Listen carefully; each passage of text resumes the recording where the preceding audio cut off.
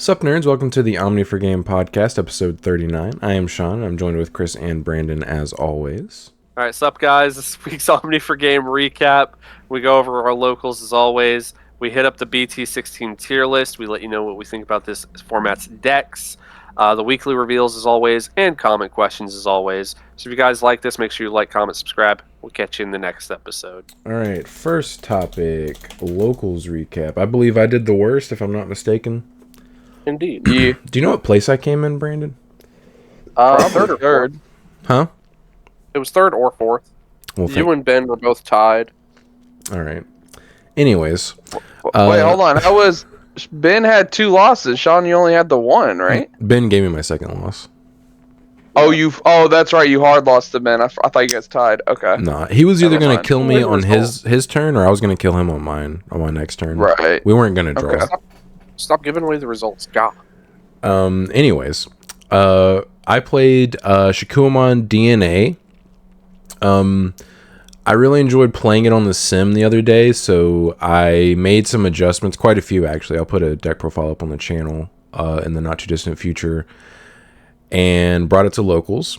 Played Bunnies round 1, won that 2-0, having access to bouncing effects and security tuck effects, as well as DP reduction, is really good versus that deck. And also Magna X, also a good card. That was relatively easy. Game 1 was a bit of a grind, but then once I established control, it was over, and then Game 2 was pretty quick. Round 2 played against Blue Flare. I won Game 1, and then Game 2 was back and forth. And I'm fairly certain I would have been able to win Game 2, but I just did not have the right Shikuamon in my hand or the right level 4. Like, I was either missing the blue and yellow Shikuamon, or I needed a black and yellow level 4 in order to go into a level 5 and then do stuff to win. Looking over at you playing, and you had to evo into both blue yellows, and then you showed off that you had all the black yellow Shikuas in hand. Yeah, that's so unfortunate. Yeah, it doesn't happen that often, but yeah, it was just bad. So I lost Game 2, and then lost Game 3 as well. That one I don't think was particularly close. I think you just kind of high rolled me, and I didn't really, I wasn't able to establish anything. I think I established a Magna X, but you killed me through it anyway because you just had so many swings. Yeah, it's crazy how many times that deck can just attack now because of the new Dino B. Mm-hmm. The what? Dino B. Wrong matchup, my guy. Spawns an extra body and gets to swing again. Brandon is not listening. Oh, did you know that I was playing Dino B in my Blue Flare list? I did not. You never put it on the field, dude. I would never have known. I was still thinking of the Ben matchup. Well, I'm not even. That's round 4, dog. Anyways. That's 2 rounds later. Brandon is not even listening. I'm just not. Hey, wake up, Brandon. Yeah, just go back to whatever you were doing. Round 3. He's still stuck on face-up security. Yep. Doesn't count. All right. How do you shuffle it? Round 3, I played against SOC Dorugoramon. I mean, I'm just calling it SOC Tribal. Yeah. Caleb was playing like the Mega Dramon and like all the SOC stuff besides like the Lugamon stuff. Yeah, so like Marvin. Yeah. Game 1 was a bit of a slog. Game 1 took like 35 minutes, I think. He opened up relatively well, and I was kind of put on the back foot early. But I stuck a Magna X and kind of protected myself from lethal for a couple of turns. And then eventually cleared his entire board. And then I think I could have decked him out. The turn I lethaled him, he had 1 card left in deck. But I killed him anyway. And then Game 2, he did not open as well, and I opened pretty well, and I killed him in like less than 5 minutes.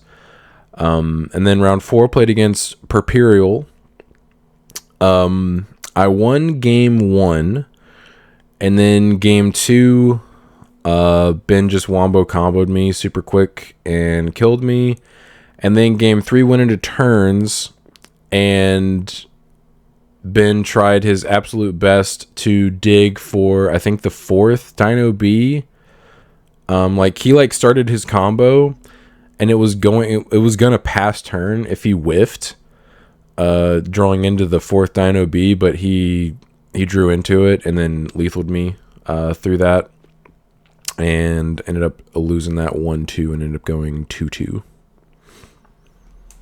All close matches though. Well, besides the matches that I 2'd, I don't think were relatively close, but the ones that I lost were close. The end. So that was the round where I was like, man, that deck swings a lot with that Dino B. It does. It does swing a lot.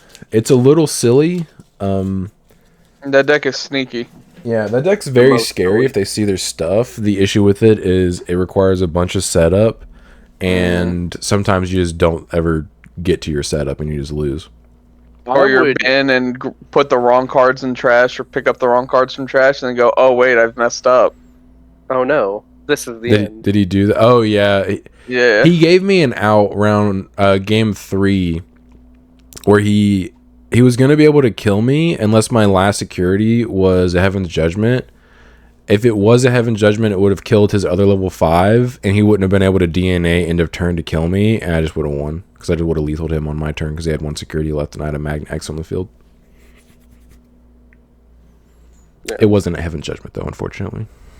That's one of those matchups where I would be A-okay with just Crimson Blazing while you have nothing on the board. Just so you don't do that crap.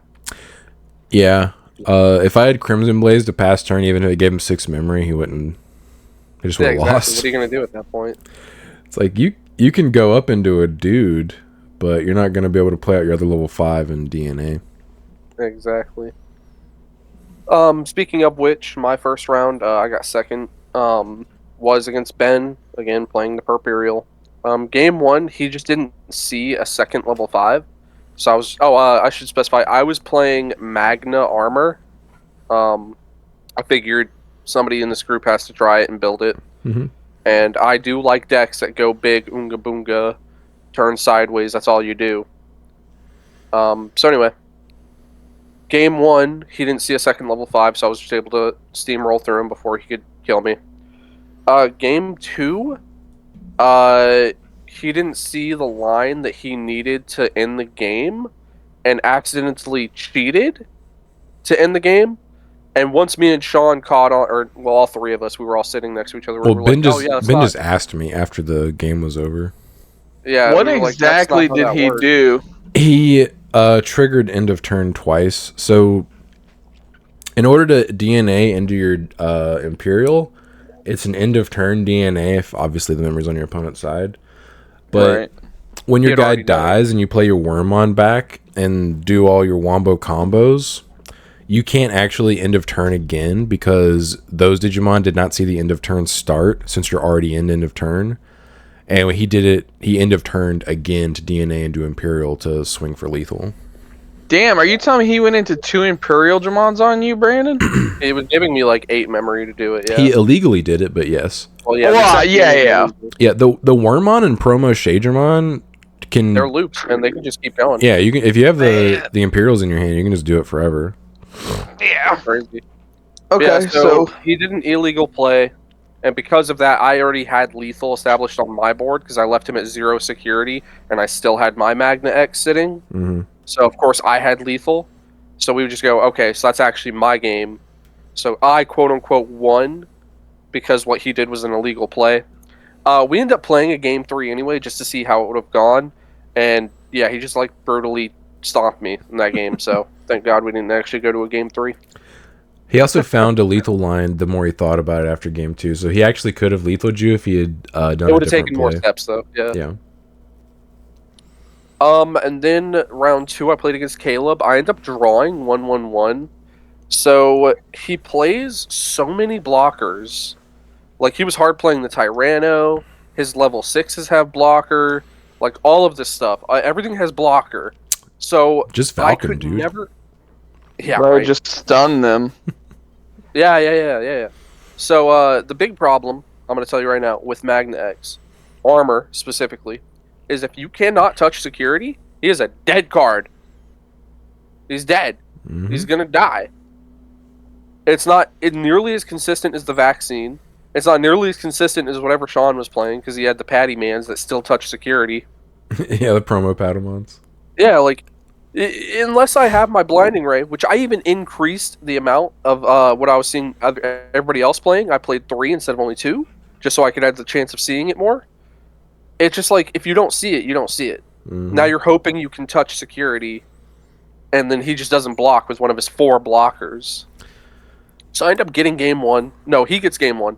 He gets game 1 because I saw one VMon the entirety of the round. And of course, it wasn't the Searcher VMon, because I probably would just Davis into Search. But it was the BT16 one, which is the dual color. And I'm not going to lie, I don't really like that VMon. I know why you play it. I get it. I don't like it. I'd probably just play a second Searcher if I do this deck again. The one that doesn't grab the Davis, just grabs a free type. Yeah, I don't think you need the extra DP anyways, because you're already playing the Demi VMon, so you've already got that little edge on them.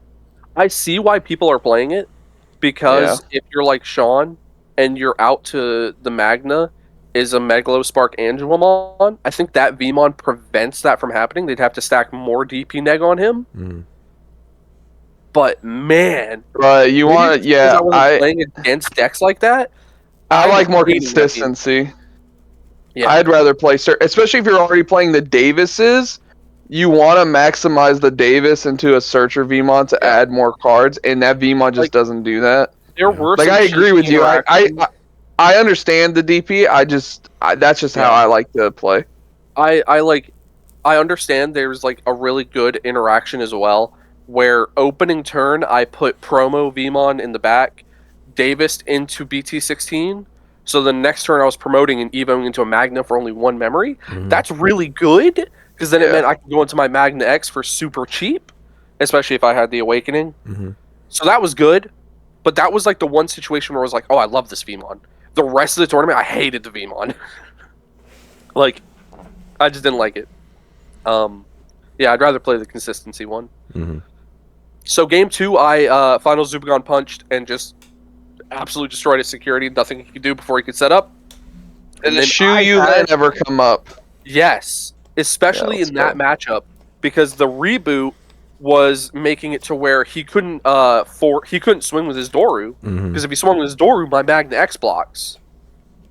So I was able to maximize my my swings on my turn, and then unsuspend during the start of his turn, and then all my other Magnas were safe from collision. So, actually came up super clutch. Game 3, I had lethal, essentially. I just finished clearing his board, and then time got called. And I was like, okay, so we have turns. And then, I know Caleb didn't do it on purpose, but he stalled the game out. He just hard played every blocker he possibly could have, and just kept me. That's smart. I get it. I know. It didn't stall you for time because we don't do the 5-minute rule. Yeah, I saw the Made line. you work for it. It was right there, and I was like, okay, so I Heaven's Judgment. I cleared his board, and then, of course, one of the final checks was DG Dimension, and it cleared my small body, and I couldn't get the game. I forgot about that. At the end of one of our games, when I had like 2 Magna X's on the field, he showed me like 3 DG Dimensions in his hand, and I was like, Yeah, DG Dimension is a very sneakily great card. Mm-hmm. Because during game 3, I had my Magna X established, and he had 2 level 6s established. One of them had 2 Tamers tucked in it, because one was tucked by an effect, and then he mind-linked the other one before that had happened, so you can circumvent not being allowed to have more than 1 Tamer in there. And I Zudoed and stripped both his Tamers, because I was like, haha, get wrecked, now you don't have any Tamers. And then he just goes DG Dimension, and I was just like, oh, there goes my Zudo. Bodied. You know, get wrecked. Yeah, so tied on that one. Round 3, it was against Will, playing the Bunnies list still. Game 1, I was just constantly stripping his sources with ST17 Magna, and being able to bounce his smaller bodies back to his hand, which is very good. That was like the only match where I consistently saw that Magna, which it might be my favorite Magna out of all of them, because that card is actually goated. I ended up getting game 1 pretty easily. He was never able to blast Evo. He was never able to get anything established. And then he kind of just wasn't feeling good. So he was just like, I'm done. So he kind of just dropped after that. Like he said, he was kind of feeling a little lightheaded, so he stopped playing, got something to drink, and just kind of rested for the rest of the night. Which, understandable. Then Chris, the final round. He gets me 0-2, but there should be an asterisk there because DCGO has lied to me because I was playtesting Magna X on DCGO, and anytime I didn't have the armor form in my sources, he never unsuspended. So I assumed that's how that worked. That's why it's important to just I know had how things lethal- work when you read them, Brandon. I also should have been real sharking you. You never said activate Magna's effect. You would just do it. But I was being a nice guy. Not once, because when I play against Sean, he goes, Magna X effect. He'll always do it. With you, you're just like, do it. And I'm just like, it's okay. Yeah, I know what you're meaning to do. Yeah. Anyway. I wouldn't rule shark anybody at our locals doing it, but if I was on like an online tournament, like the upcoming regional we're gonna be in, I'm gonna have to pay attention and watch for that. Mm-hmm. Anyway, so essentially he had 0 security, and I checked the final security with Magna X. It was my first swing with him, and he had just zudoed my armor forms out, so I was under the assumption I could not unsuspend from it. And then after the turn had already passed and we had ended the game, Sean looks over and goes, "You could have unsuspended." I didn't know. Like, I didn't see the turn. I just looked over and saw you didn't have an armor source, and I just said, "Hey, just so you know, you can still unsuspend if you trigger his effect." And stuff. Yeah, you just don't get the protection. And your face, I was like, "Oh, did that matter?" Yeah, I could have just swung for game. So I should have won game 1, but again, because of inexperience with the deck and DCGO not being I would not rely bug-free. on them to tell you how BT16 cards work. Yeah, BT16 is a little messed up on the app. Yeah, hopefully they get that worked out soon, but... Yeah, especially since I've already ran into players abusing it. So... Yeah, wait. What's the point? Why are they doing that?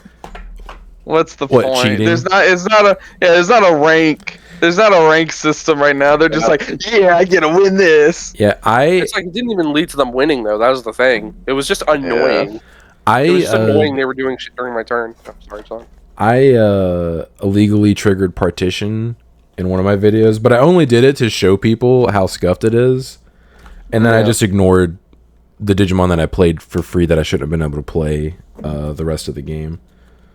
But I just did it just to show people that it's not working correctly. Yeah, so I lost game 1 purely because of what we've talked about. Put the quotes down. You lost. There's no quotes. There's no quotes. You lost. I mean, so, it was your fault for 2. assuming it was working correctly on the DCGO sim. It's also your fault for not calling his effect. Could be both. It could be both. Oh my god, bruh! I'm pretty sure I said Magna and then put the dice on. No. Nope. Every time. Never happened. Nope. Never. Like we're trusting you and your memory. Where's the footage? We'll never see it because Sean hasn't posted an IRL gameplay in like 2 months. He's too busy playing the sim. Nope, go back and watch, Sean. It's true. That's facts. Nah.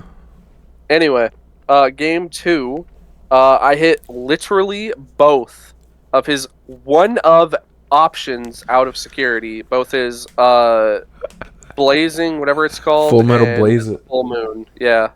Full Metal Blaze and the Blue Moon, whatever, the Full Moon. Yeah, they're both. So full. it was just like everything was against me. And of course, he outs one of my Magna X's because I had to swing with it while I knew he had the Zudo in hand. And I was like, well, whatever. If he has it, he has it. If he doesn't, he doesn't. The Vike? Well, the Zudo and the Vike. No, I think that time it was specifically the Vike. So I was like, if he has it, he has it. He had it. Cool, whatever. And then I'm like, all right, so I bot decked 1 Magna X, started the game. I still got 2 more to dig for. And when I tell you he checked security, Magna X, I went, all right, game's over. My win conditions are gone. Accounted for. Chris, so I swung 1 turn. and I didn't have protection on my Magna X yet, and you like started fumbling with your hand. Were you just like trolling me? You gotta play mind games, baby. You gotta mess with them. You know, I mean, you gotta make them think. I was waiting for it. If obviously I was prepared if you did ace me, but I was just curious if like you decided not to, or you just messing with me. I put my hand down. Sometimes I even thought like maybe if I just hold one card like this and wait for you to turn your card, just to like I know it would work on certain people there. It wouldn't work on me. No, I know it wouldn't work on you or probably Brandon or Ben, but like some people, if I'd shown them like the ace card before, and then they go to swing at me, I'll just hold the card and see like what their reaction is, Are you and it's just nothing. Yeah, it's not. Are you attacking? Are you swinging? Just let me know. Just let me know. Any other effects? Do you have anything else? Yeah. All right, I'm all done with my effects. Yeah, let me know when your win attacking effects are done. All right. So I ended up going undefeated. Round 1 I played Caleb, which I thought was gonna be scarier than what it ended up being because we got there early enough to playtest a little bit, and yeah, me and Caleb playtested, and I always forget that the Dorugamon can delete tamers. So he would, like when I would do material save. By the way, I'm playing Blue Flare. I'm playing the exact list. I got 3rd place in the regional. I always forget the Dorugamon can delete tamers, so I would material save and then he would go into it and delete it. And I was like, okay, I've just got to remember that if we play in the tournament. Well, we end up getting a whole 2 games in before we start the tournament. I won the first game pretty damn fast, and then the second one he ended up winning in like kind of like a grindy one right before the tournament. So we started the tournament. I 2-0 him real quick. It was like 5 minutes. You walked over and like marked down the results, and I was like, "Are they done?" I marked down the results after we played another match. Dog. We played like 7 games. You smoked him so bad.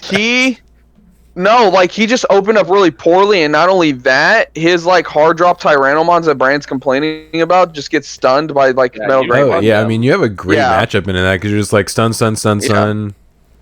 And unfortunately, in that matchup, if I don't see starter deck 17 Magna or Zudo, I can't do anything to him. The deck has no removal. And I don't even know if I want to say unfortunately, or maybe he just could not play into it. But he was always having multiple bodies on the board, so all my stuff was always, he could have played around. Yeah, the SOC deck seemed to love spamming bodies out. He could have chosen to play around it though. Yeah, game 1 was I'm talking Uko, Gauss, Louis, like that little opening combo, and then you did that to me game 1. My opening play. This is how I'm always gonna play it now. I'm never gonna if I have both Ukos, I'm never digivolving for the 1 cost and giving my opponent 1. I'm always just gonna digivolve into the old Uko, hard drop the new one, because either you answer it right away or I'm getting so much advantage on the next turn. It's crazy because it's 2 swings plus a search. Extra memory and a hatch. Mm-hmm. And if you have Louis in your hand, which I did, you are absolutely putting in so much damage against your opponent. You put me to 2 security on your second turn. Yeah, well, with Brandon, I almost did that same combo and with a Metal Greymon and left him at like 1 security on like turn 2. Mm-hmm. Like my opening hand was amazing, and then you get the search and everything, and then if you get the Gaussmon and it dies, the security check, and you have the Greymon in your hand, and you search out 2 more pieces, and then you go from there. It's crazy. That's exactly what Blue Flare needed to be a little bit more competitive. Was that early game, because its early game was horrendous. Yeah, funny enough, that was the game I won. Was the game that you opened up like the nuts on me, but. That seems to happen when I do that, and then I start to have like no cards in hand against you, and I'm like, okay, this hand needs to get fixed, and it never happens. I was also sort of battling like a headache. It started when I got off work, and then I took something, and then Brandon wanted to get all upset spaghetti about Sparking Zero in the car, and then it came back. It came back. Your game's frozen, Brandon. Bye, Brandon. I'm still here. Oh. I guess you just literally weren't moving. Oh. So I ended up 2-0ing him really fast. I'll give Caleb this. He will experiment with stuff. Like, he will put different stuff in his deck. Stuff where I'm like, I watch not like competitive Digimon, like I do watch some competitive stuff, but like deck list, I'm like usually when I see something, I'm like, okay, I know what's in this list. When I play against like Caleb, I'm just like, dude, I have no idea what to expect. No Like idea, the DCG, yeah, I'm like, I had to pick up and read that card. I'm like, what does this do? And he would like de-digivolve my Metal Greymon out of security when I would check it, and then like kill my whole stack. There's no material safe. Yep. There's nothing, and I'm just like, You get nothing. You lose. You Good lose, yeah. sir. Yeah, DG Dimension's really good. yeah. So that was really irritating. But yeah, my stuff would just stun his board. The Metal Greymon with like the Metal Vergemon. So like he couldn't block with anything, etc., etc. Game 2, I ended up playing against Sean. He kind of already went over it. He got game 1, and then games 2 and 3 I got. He was piece stuck game 2, and then game 3 I don't really remember too much what happened. I think like my Metal Greymon was just able to stun your Magna X No, for like a turn. Right? it stunned me from attacking for a turn, and I couldn't trigger its effect. Yeah. Was what it was, and then you stun it again on the next turn, I think. Yeah, I think I was just able to get enough bodies out to where like I was able to kill him even through like the Magna block. Mm-hmm. You did. Yeah. So there was that game, and then round 3 I played against Ben, who was playing Purpurial Dramon, obviously. I think the Vikemon and the Zudomons kind of hurt him because I can just strip out his pieces, and then the Vikemon will de-digivolve him, of course, just kind of stopping him mid-combo. Mm-hmm. Because I can just go into Metal Greymon, attack with it, attack through his stuff with like jamming and security check +1, and then if he promotes and tries to do his combo, I can Vikemon on top of that. And then the Vikemon combo with all that is really nice because then I can start deleting his Digimon with like less sources. With jamming, so the Vikemon having jamming is really nice. Yeah, I think a lot of people forget the Vikemon has a win attacking skill. It's because it doesn't work on the nuts. DCGO sim. Yeah. Another thing that doesn't work. Okay. Dang. Like a lot of the cards that you would want to play on there don't work correctly. Don't work. Yeah. Yeah. I mean, it's understandable, like, because they had months to work out like all the cards from up to BT14 or whatever, or BT15. But which I mean, were a lot simpler. Yeah, and then there's a lot of complicated stuff that we got in BT16, so it's understandable there's some hiccups. Right. So yeah, and my early game aggression against him is just really strong because I can whittle him down to the point where like if I have any sort of late game, I just win. So that was that, and then Brandon already talked about our game. I will say he did not know about the Magna X effect, and I got super lucky with the 2 option cards out of security. So Brandon was mad at me when I told him that. He's acted like it was my fault he didn't know. Me like 3 seconds sooner, I could have just won the game. I just looked over. I wasn't watching your match. I was playing mine. I would have called Judge and called for interference and coaching because it is optional. It is optional. Anyway, real quick, Chris is the biggest piece of crap ever to exist because during our game, he went out to help some people. Oh yeah, I'm a bad person. Jack. No. Okay, yeah, you're right, Bram. I'm a bad person. I'd forgotten about that. No, that car jack was crap. Okay, that car. Probably when that you're car like jack playing with the car or something. Those are usually not that awesome. Yes, the car jack that it came with was not equipped to handle that size vehicle, because they drive a like an SUV. Yeah, and it was one of those like baby jacks. Yes, and it was like a little baby jack. Even if now that I think about it, even if I would have had it all set up properly, which again I've only changed and even helped change a tire one other time. I've literally never done it. Well, I'm a pro at it now. I know exactly how to do it now. I have all the steps in my head if it ever happens again. The problem came that they had already started the process, and I was just trying to go out there and finish it.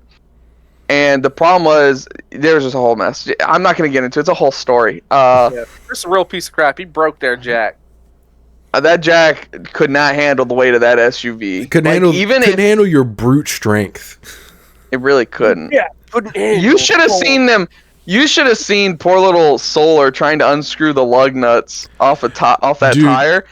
Bro could not do it. It's hard. to get, like, if they're on there good and they've been on there basically ever, it is kind of hard to get them loose, especially if you've already jacked the car up. By the way, That's where it's they messed up, basically impossible if you've already taken the weight off the wheel. And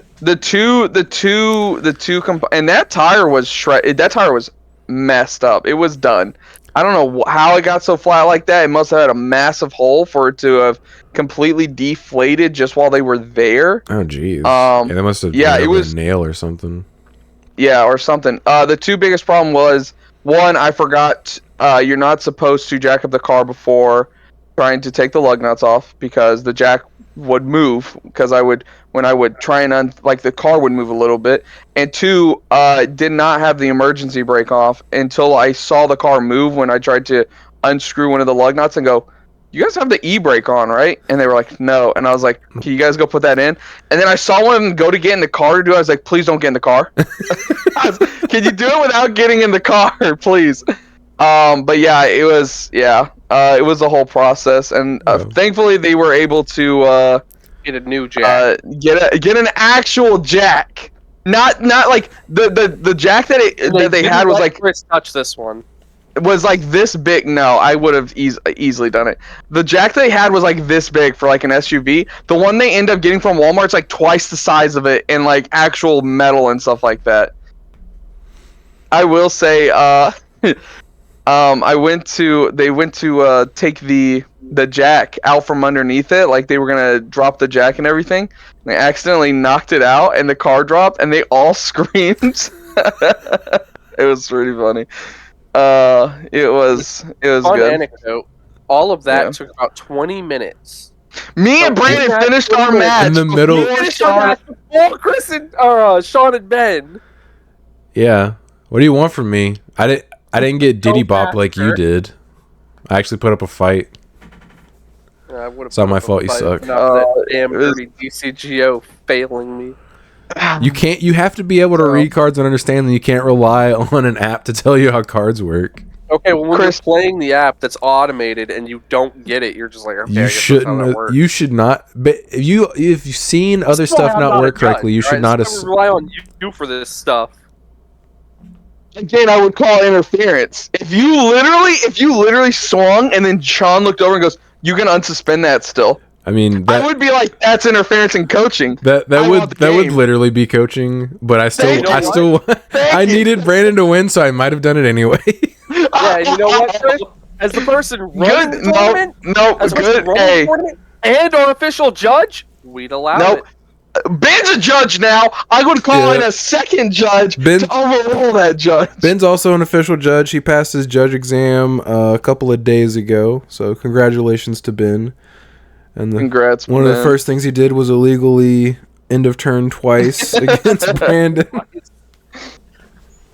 I will say the deck was super easy to pilot. There's not much thinking that goes into Blue Flare. It should be also relatively kind of easy to get. I would say the only mistake I made all night was in round 1. I forgot that Christopher and Nene. Because all the cards say if your opponent has 2 cards. Yeah, I said something too, and you were like, what? Yeah. So I just assumed it was my opponent had 2 Digimon, which would make sense because all your effects are 2. It's just 2 Digimon in total, so I probably missed a couple memory here or there against our game, but thankfully I played Sean in round 2 and he told me, so the rest of the tournament. I was like, did you gain the memory at the start of your main phase? And you were like, you only have one Digimon to play, and I was like, that's not what that card says. Yeah. Listen, Sean, you should know we don't read our cards, all right? I know for a fact you don't. Read our cards for us. I do, but again, it's like skim it. Yeah, you're like, I have a vague idea what this card does. Every card in the game. All the other cards say my opponent has 2 Digimon, so this one must also do that, right? Mm-hmm. I see a 2 and a Digimon, so that's how that works. Yeah. I also read that Blazing says play Christopher out, so every time I played out Christopher, it's an illegal play. Dog.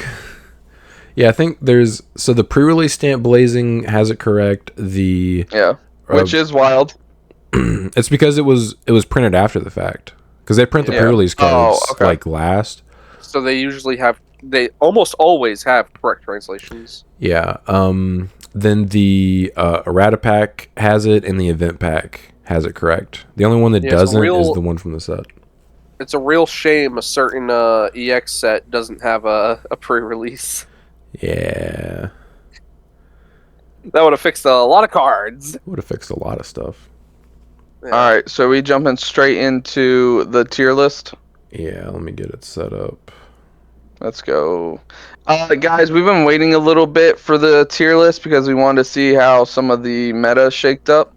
If you do it too early, you run the risk of like us in our first ever tier list putting Numa way lower than it deserves to be.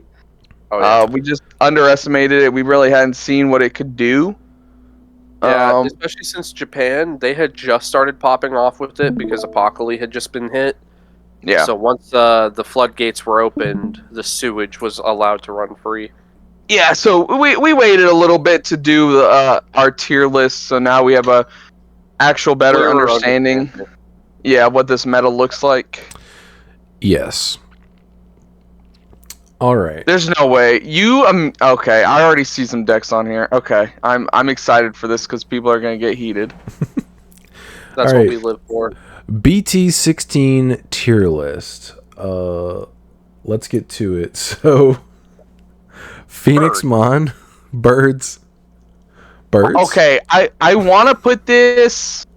I've actually seen a lot of gameplay with this deck, and I want to say tier two, because I think it's not copium. It's not copium. Very fun deck. I agree. I do think it's tier 2.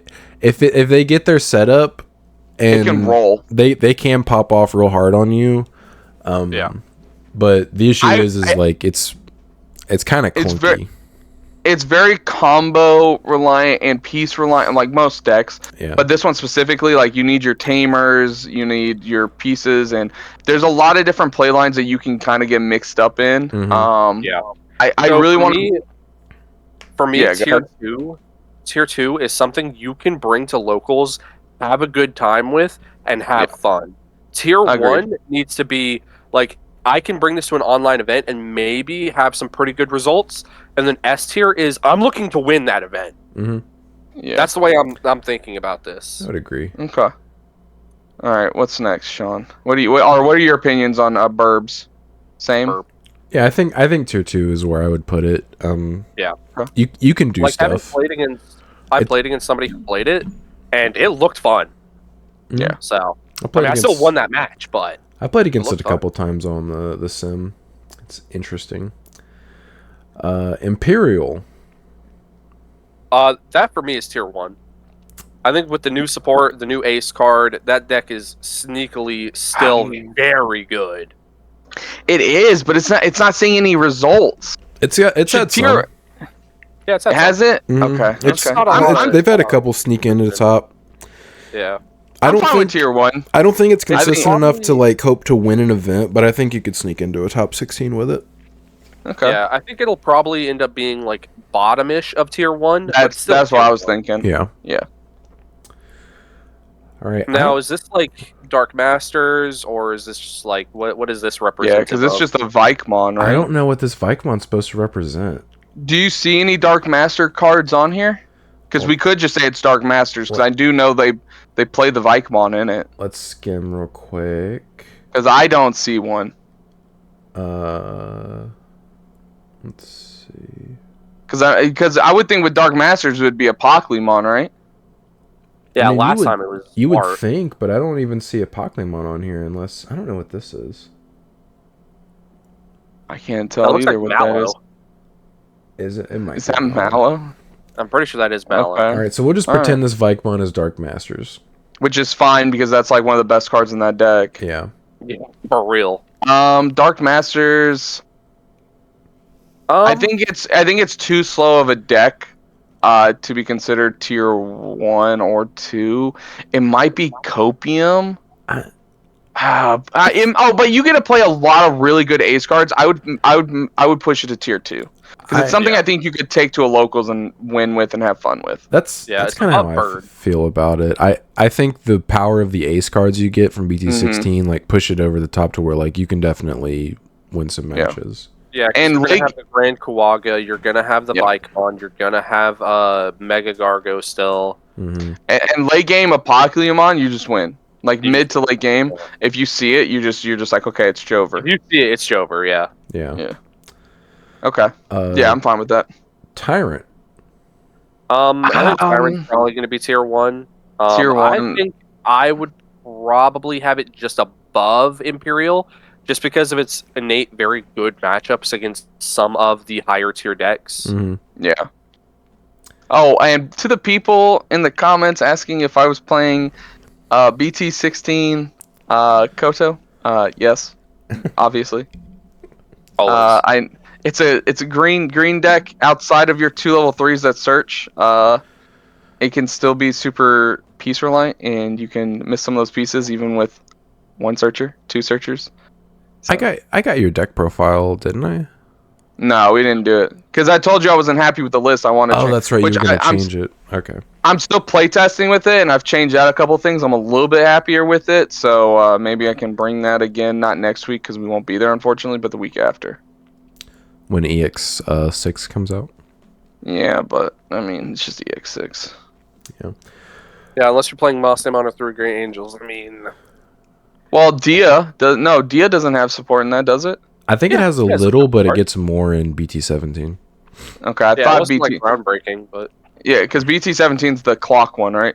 The first one we get for EX6, I think, is it EX6? Yeah.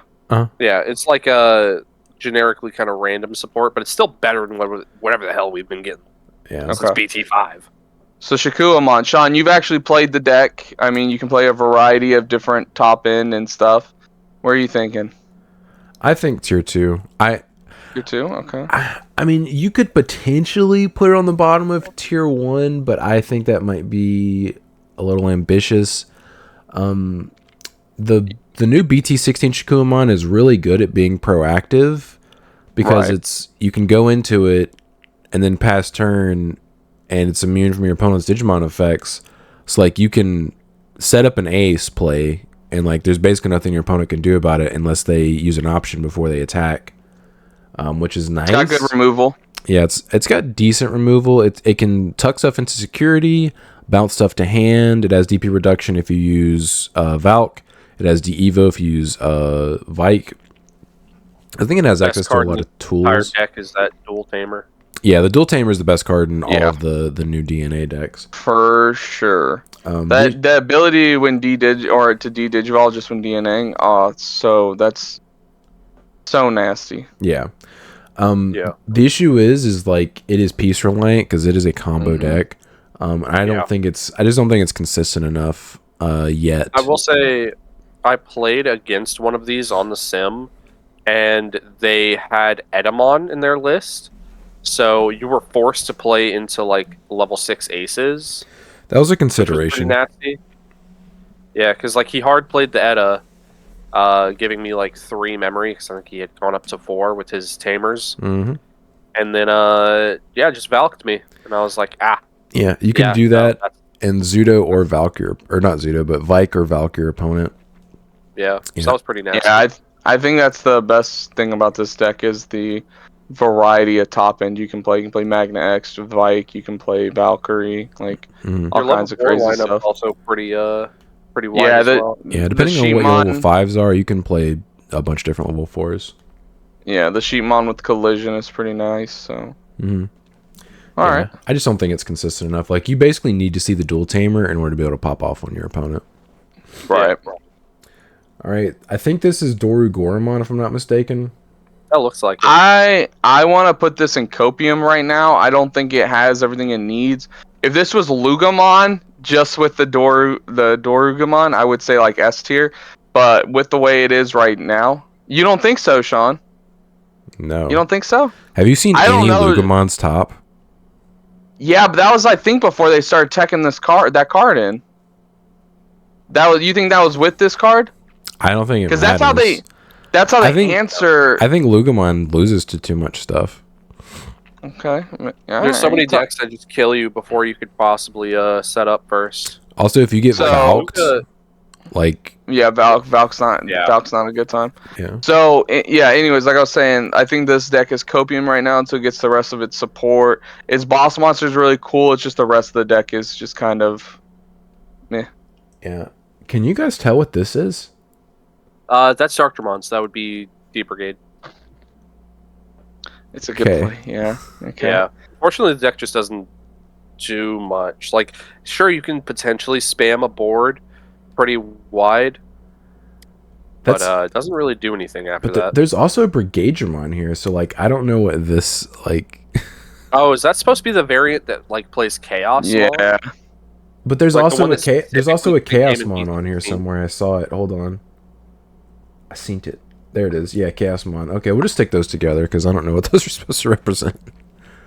Okay. Yeah. Speaking I of mean, it's, just throw it right next to him. yeah, speaking of it's a good play. What is that? That's It was a Shroud good play Mon. in pre-release. Oh my god. Yeah, stick that in. It's a good play. Yeah. No, it's not even good enough. It's not even good enough to be in a good play. It's just dog water. It's a good play as Dog worse. Water's above it. I don't know. It's a good play. It's funny. Dog water is just like, oh, I don't want dog water. Alright, what's the next one? Mallow. Dog water. I'm gonna be honest. I haven't even seen a No, single Mallow you know kid. what? Is it? No, you know what? Never mind. I know Huang. I think it's copium. I don't think it's awful. But because it does have play lines and stuff, and I have seen some. I think Huang posted up a video where they did like something called like the mummy loop, which the dog water list is gone. Where I figured we're probably it not did going to use it. Yeah, it did look pretty pretty weird and crazy to pull off. It was very Millith loop like.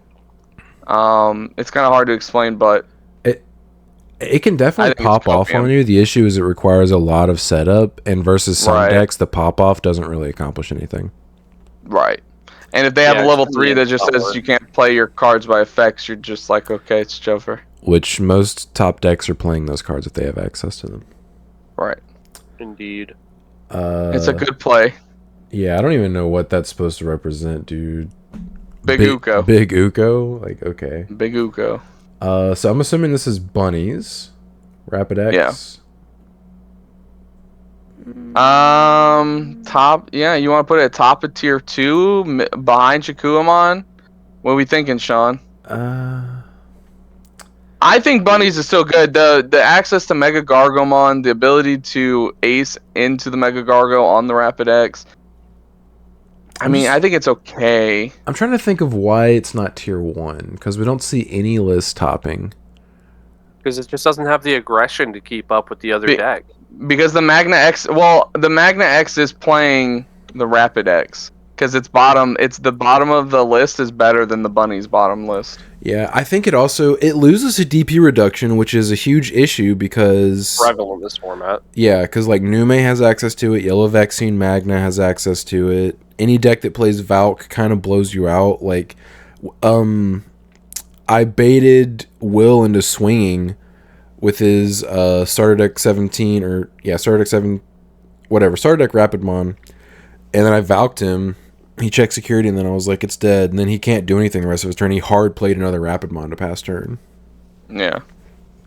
I'll give you below Shikuamon because I think Shikuamon's top end, the variety of it is A little very, stronger. very scary and yes. I agree. Scary. I think the ability of the Shikuamon just to be immune for a turn is also just really good. Because like I did that versus Will, and I was like, I don't care what you do to me because you're gonna get aced because you can't do anything to the Digimon before you attack. Yeah, Okay, you'd so have to wait question. the turn just to This Mega is the Missile it. armor version, or I'm gonna say this is Right. the armor version because this Angelwomon is Okay. probably the Yellow Vaccine. And that's what I was about to ask. Like, which one is this? Yeah, Yeah, I it's don't. It's not S tier. Is It's not. you don't? I mean, it's getting a I'll lot tell of you right now. results. It's getting a lot of results probably purely because of representation. Yeah, I think it's the That's representation. what that was going to be my argument too, is So, I was going to say I don't think we can put it in S tier because it has so much representation Yeah. that it's and just... it's not dominating. Yeah. You know, like Numamon, it's dominating. And it has a lot of representation. Mm-hmm. Right. This has a lot of representation, is not dominating. Yeah, it's like sneaking in like 1 or 2. So, having just played the deck, I can tell you right now, its biggest flaws are its inability to consistently activate Magna's effect, and it has no removal, just basically at all. So you just look at your opponent's board, and if they set up enough blockers, you just can't even do anything to their board. I feel like if you played a couple more times, Brandon, not on DCGO, on something that actually, like, where you can play out your lines and stuff, I think you'll get better at it. It being like your first... I don't even think it's just me. Like, just playing the deck, I immediately realized, oh, this deck is flawed. Yeah, and its flaws are, you're hoping to high roll, and if you don't high roll, you're kind of just sitting there. If your opponent plays ace cards, you kind of just lose. Yeah. And almost every top deck, and even all the tier 1 decks, are playing ace cards. Mm-hmm. The only ace card I've seen any list play on their Magna X list is Zudomon. And it's just not enough. Because your removal is Zudomon, it's Starter Deck 17 Magna, it's Heaven's Judgment, and blocker Magna X, duh. And that's it. Okay, alright. Is this Imperial, Jamon? I'm going to assume it is, because I don't see an actual Imperial, so... I want to put it at the top of tier 2, maybe. Yeah, I mean, if he sees the pieces and you're a good player like Ben, yeah, he can roll. I don't know. I feel like it should go like right here. You think it's worse than Bunnies? I think it requires too much of a setup. Like, Ben is obviously a really good player, so I think the perception is a little skewed. You also can't play anything else. Okay, you also can't play anything else that can, like... You can't play aces. You basically can't play removal. Like, you just don't have room for anything but combo. Yeah. Right. It's like Alter X, basically. Like, if they combo you might lose, but if they don't combo you just win. They just don't do anything. And you have to hard play into the ace cards. Yeah. Because you have to swing. Yeah, if your opponent's playing Vikemon, you basically can't win the game. Yeah. Which really sucks, because last week I was playing Louis Bond, and I never saw my Vikemons in that matchup, and I cried. Sylphie, are we putting top of tier 2 or behind Shakuamon, Sean? Which one you thinking? I think it's better than Bunnies, right? Because Sylphimon plus the Angelmons plus the Valkmons, it's just that's so much DP removal that it can answer a lot of stuff in the meta. Yeah, I think these are kind of interchangeable. It kind of depends. Shakuamon, you can be a little more proactive because you can go into Shakuamon and be like, I'm immune from your Digimon effects for the turn, and then force them to play into an ace. Whereas Sylphimon is more reactive, because Sylphimon is just a bunch of DP reduction and destruction. So like you want to react to boards with it, but it definitely has a lot more removal than Shakuamon does, and it can also answer an established Magna X. I think it also has better matchups into decks that are higher than it. Yeah, I agree. Okay, so I think Valk... Well, I don't know, because Shakuamon can play Valk Ace too. I want to swap them, actually, because I think the lower end for Shakuamon is better than the bottom end of Sylph. Or Valk Ace, right? I would agree. I forgot about that. Yeah. So the bottom end of Sylphie... And the Tamer, too. Not as good. No, I think the Tamer for Shakuamon is that much better than the Tamer for Sylphimon. Yeah, D-Evo is always just really powerful. Yeah. Yes, but you know what? So what if they Digivolve into their Sylphie and they're like, go ahead and attack me. I'm going to Valgace you. DNA, D-Digivolve it? Yeah. You know? That's why I said Sylphie's reactive. Like, you need to be responding to your opponent's board. You can't proactively go into Sylphimon and just be like, okay, deal with this. Yeah. Yeah, I'm fine with it like that. After playing against you and seeing the TK and Codian work, I'm like, yeah, that's actually really cool, neat little combo. Yeah, that and you have Source Strip as well in the Shakumamon deck. The Valk deck also is a little slower on the setup because you're starting main phase Digimon the Salamon. Evo's from your trash, not from your hand. So it requires you to like set up stuff into your trash, which is a detriment because it makes it that much slower than it needs to be. Agreed. I think if it said hand or trash, it would be infinitely better, but it just says trash, unfortunately. So yeah. All right. And is this just straight up Jessmon? I think Yeah, this that's what is I'm just assuming. Jessmon, yeah.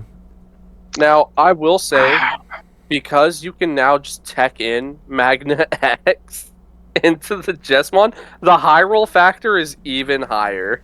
I still think it's just copium though. It is. Yeah, because it's still bag of bricks. Is But it? if you ever pop off? I would be willing to put this near the bottom of tier 2. Okay. Like after playing that one list that I played on the channel, like that that's was right. Okay. that list was really good. I think it's And- really good in a good player's hand. Yeah, like if you have the right list and if you know what you're Right. doing, it can definitely win. I don't even think you need to play Magna X, honestly. You can, but you would have to cut Genko X for it, and I don't know if you'd want to do that. Because Genko X is functionally the same thing versus most decks, but it also plays another Sistermon. I'm perfectly fine putting it at the bottom of tier 2. Okay. I agree. I'm okay with that. I think most lists that I see anytime I play against a Justmon player are terrible. But it is a hard deck to build because of like the requirements. You have to really know your numbers. Like you have to know how many sister to play. You need to know how many of like your lower end to play. It's just like you have to get your ratios down perfect. Yeah. Otherwise, you're just gonna sit there and watch your opponent kill you. Yeah. Blue Flare. S tier. We've already talked about this. Bottom of tier 1. It's just always there. I don't even think it's bottom of tier 1 anymore with the Ukos now. I think it's super dangerous. I think it has a really good matchup into a lot of the tier 1 and S tier decks. Yeah, Numamon, what does it do against the Metal Greymon? Like the Monzi will kill it, but like it's stunning so many bodies and like all that. And if they open up well enough, You're basically always going to get your extra effects versus Nume because like they can't really play around you without just not winning the game because like their whole thing is Swarm. I think in the meta, it's right behind Armor Rush. I think it's better than those two decks. Yeah, I think 'Cause it it's doesn't have a faster lot of than Tyrant. representation right now, but I do agree. I think it's being slept on a little bit in the meta. I think it's faster than Tyrant. Imperial Jamon is still a combo deck. You still need to see your pieces, the right colors. What do you do against a Tyrant once they establish, though? You stun it. Are you It just un- hoping that you just kill them first? You stun No, the you just- tyrant. When they unsuspend, they can't suspend again. They are stunned. Because They use an effect to suspend it? What are you talking about? Oh, Does yeah. I Tyrant mean, have the ability to suspend stuff through effects? you have to have another tyrant on the field, I think. another you have thing some is, stuff that can suspend your stuff, but then Yeah. you can't swing. So like, Brandon's what are you right. doing? Yeah. Well, hold on. But you're also just going to be staring at an immovable wall. Hold on. Hold on. Can the Tyrant suspend? Because I'm trying to remember what the male Bergemon says. I think it just says the Digimon cannot suspend, or does it say attack or block? We didn't get cannot suspend until Dianamon, I'm pretty sure. Let me Or look. not Dianamon, the level 5. Well, one of the male Bergemons is EX4, but that's a jam. That's just jamming. Hopefully I spelled this right. It's the inheritable? Well, Metal Greymon has one where it stuns, and then a male Bergemon also has one.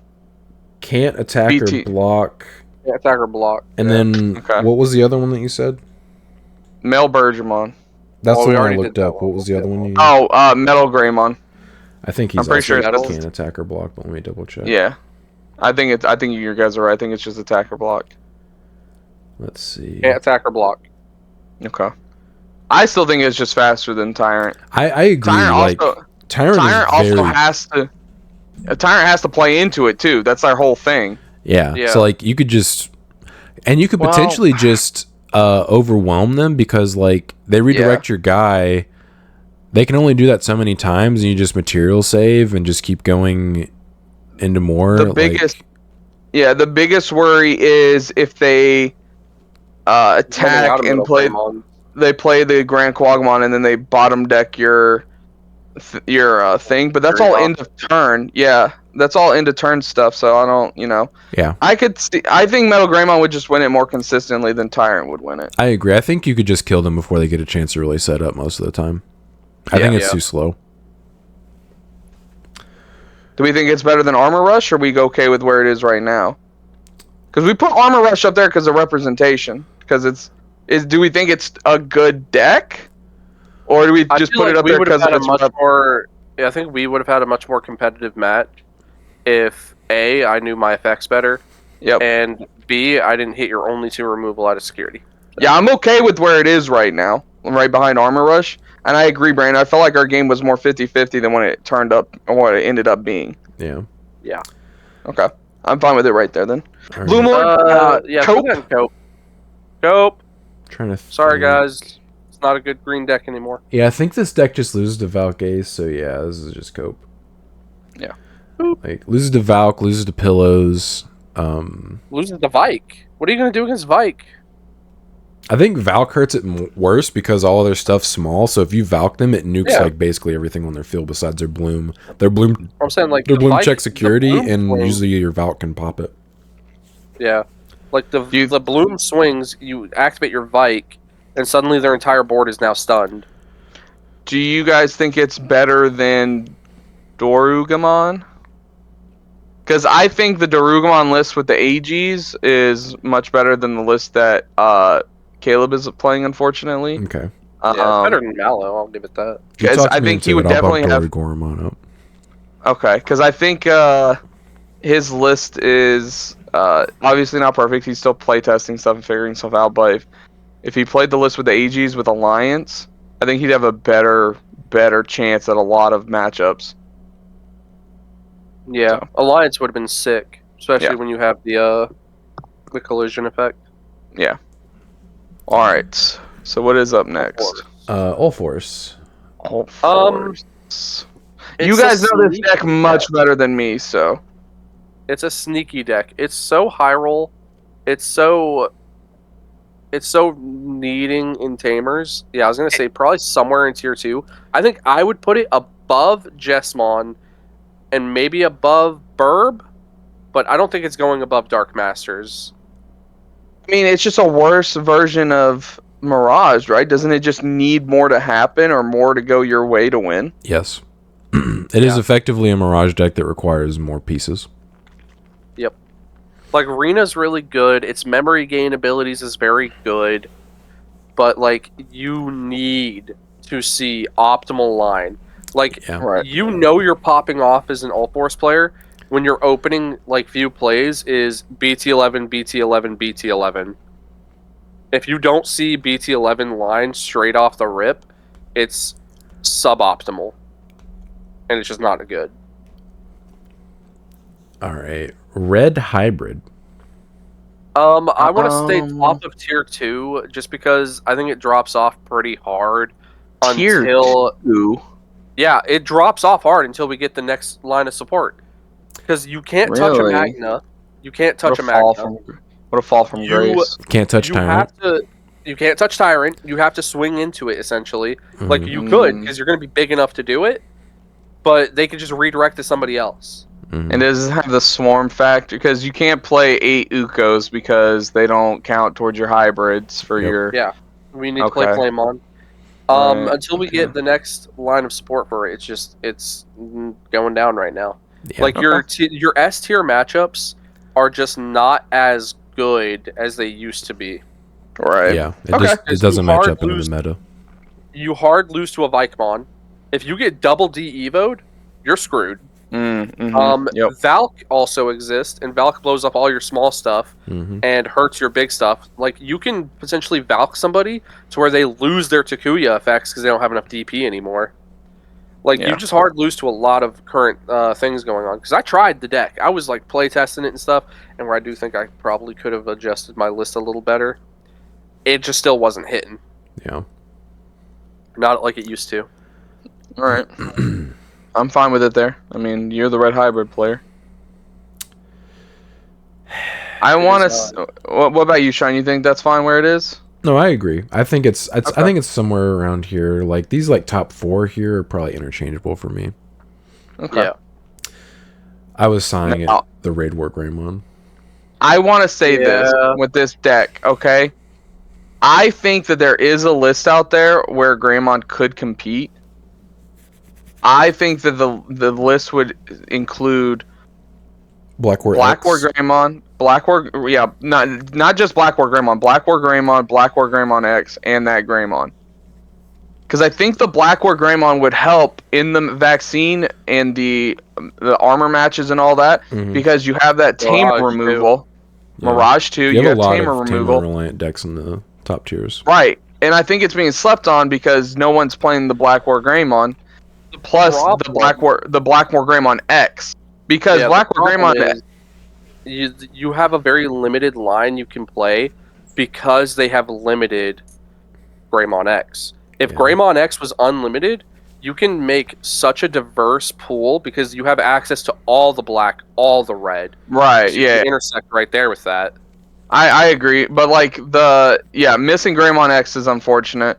I think another the bigger problem is it's just a little slow. Yeah. Like it takes too long to get up into your top end, which is like the worst part. But I do think But it's once a you get true to that top one-stack end, once you get to that top end, if you have X antibody or a Black War Greymon underneath that Black War Greymon X, most matchups right now, maybe outside of Numamon, would have like trouble going into it because Numamon would just swarm you and kill you before you can really try and establish. Yeah. But I think into those, Unfortunately, I think cards like Raid War Greymon also kind of start losing to ace cards the more ace cards we get.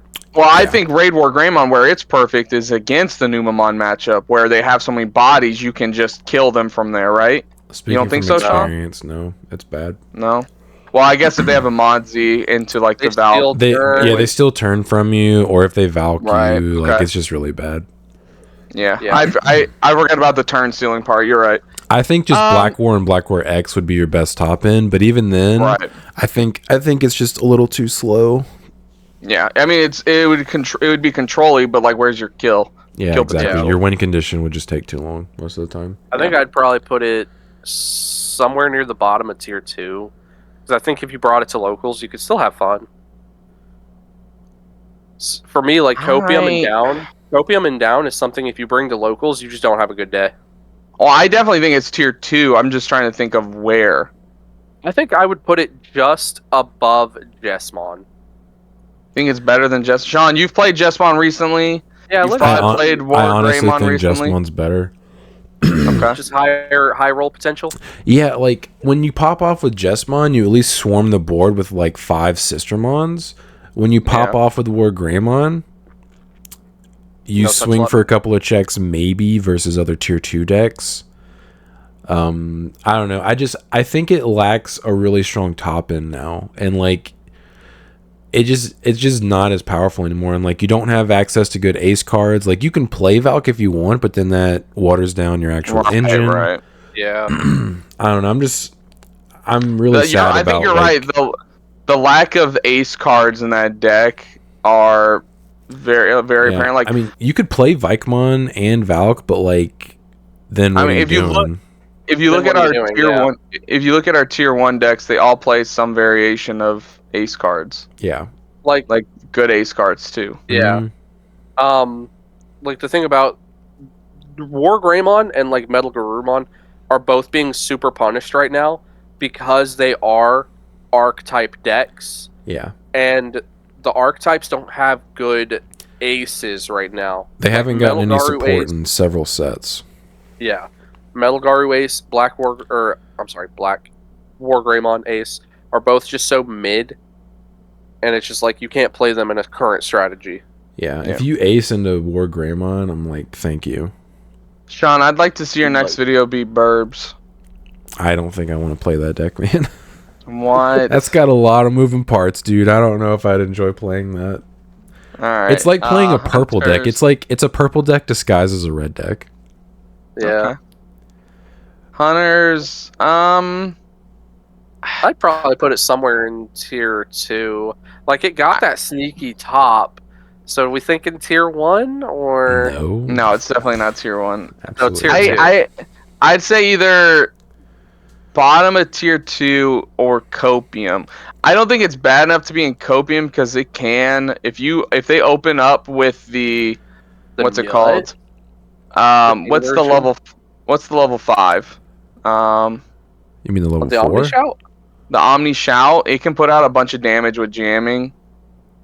No, just for extra checks I mean, and stuff. it's Yeah, effectively plus- a rookie rush strategy at this point because like there's so much not caring about Superior Mode's effect now, and like Quartzmon also is not a huge deal. Could they play Ukos to help their deck? No. You can't, right? It's just too tight. Yeah, I 'cause think- you need all your cross Yeah, I think that would be. requirements. I think that might be. I mean, you could probably play the new one because it would make you a little more consistent. what I was thinking. But I don't know if you have the space for it. I've never built it before, so I'm not 100% sure on that. It's so tamer heavy. Yep. I mean, maybe it is copium. I think the same No, thing goes for the next deck. I'm okay with it being right there. No, the next deck is definitely copium, or Next it's a deck good is play. Oh, is this just straight BT10 cross? It's straight cross. I think it's a good Straight play. cross, Yeah, you're not being serious. I mean, about I think the it's tournament. I think it's better. I think it's Yeah. better than a big Uko. Yeah, I don't I even was know gonna say, what you're that. beating that. And I guess you're you have a beating win Crown. condition. I'm willing to put it at the top of good play. Okay. Yeah. Royal Knights. Royal Knights. All right. Let's just say you run it. You go into a tournament with Royal Knights. And no one's none playing of your- Solar Moon. Yes. Yes. It's obviously Unfortunately, tier think- 1. It's Yeah, I think honestly. unfortunately, because of the meta we're sitting in right now, I think it's a good play. I actually. No. I think it's Because not. think everybody's it's better playing than that. floodgates. No one. You have No one's playing the cost reduction guy though. right. You can out the play by effect guys easily. The cost reduction is what actually shuts you down. You're right. I'm cool with putting it at the top of tier 2. I am too. I don't think it's tier 1. It's still a very strong deck. Some of the cards in it are very good. I really like the Ult Force, the Gonku into like God, I the hate Gallant. What? Every time, you know what you're doing. Gonku. Yeah, it's Gonkumon. What are you talking about? No, not that one. What do you Ult say? Force? Ult Force? He's Yeah, putting it's a T in ultimate- it every Like your time. It's ult? ultimate for. Like your ult? It's ultimate Vidramon. I've charged my ult. Now I will release Ult Force. Yeah. Every time. It's all. There's no T. That's what I said. Ult Force. I mean, you guys also insist on so- pronouncing Ravamon as Ravamon, even though it's wrong. No, well, I won't agree with you on that one, Sean. I It's googled Ravamon. it, dude. I googled it. It's I Ravamon. googled it. Yeah. All right, so I'm fine with putting it right there. I think it's a very good deck. If you don't run into the level 3, even if you do have answers for it. You just have to hope that you're able to win from there. I honestly think your best bet is to just act like they don't exist and don't water your deck down. Because the only deck right now that's actually playing the cost reduction guy is Nume, and they only play like one or two of it, if they even play it. Some lists don't play it. Yeah, most are playing play it, 2 or none. Yeah, like I ran into a Nume player playing it when I played it on the sim, and he saw it way too late to where I just killed him anyway. So I'm totally cool with putting it there. If I had the 4th Omni and the other Jessamon GXs like that list you played, Sean, I'd probably play this a little bit more often. Because the deck is fun. I had fun playing it. And It's a really fun deck to play. if you max out on its alt arts, it's like rarity. Dude, Oh my it's god, so pretty. it's such a beautiful deck. Like anybody that has, if you invested in this deck and got it at max rarity, I hope this is the only deck you ever play. Yeah. That's So- all you. Yeah. All right. Shine Greymon Burst Mode Edition. I think just I with the don't see- introduction of Yellow Vax Max, Mode. I just don't. I think it got dropped off. There isn't a ruin I- mode. I added the ruin mode last time I Yeah. did tier list. Okay. I think burst mode just isn't being represented right now. I still think it's at least in tier 2. I think it's somewhere 'Cause in it can- tier 2. I still think it has kill potential. Like it can still pop off and just kill you. And I just The problem feel is like it it's not also getting gets played. Hard punished. It also gets hard punished by ace cards. Like if they do not remove your bodies from your board, they just get blown out. Hold on, what do you mean, Brandon? They're removing your bodies. The Shine Greymod's coming out and bodying your whole board. Okay, let's say they're swinging with the Marcus first. Right? Oh, okay, so they're an idiot. Yeah. And you just Valk it. You swing with the Marcus and resolve all your stuff. Your body's not there anymore. Right, you go Marcus, affect Marcus because I'm turn player. Yeah, you don't have priority. Hold on, hear me out. They swing with Marcus and then pass priority, and you just go straight to the blast window. Brandon, how do you think this is working? Shut up. I've seen. It's like face-up security. It just doesn't count. When they've swung with the Marcus to go into their level 5 to play another Marcus out, and that's the attack you usually hit them on. That's a bad player.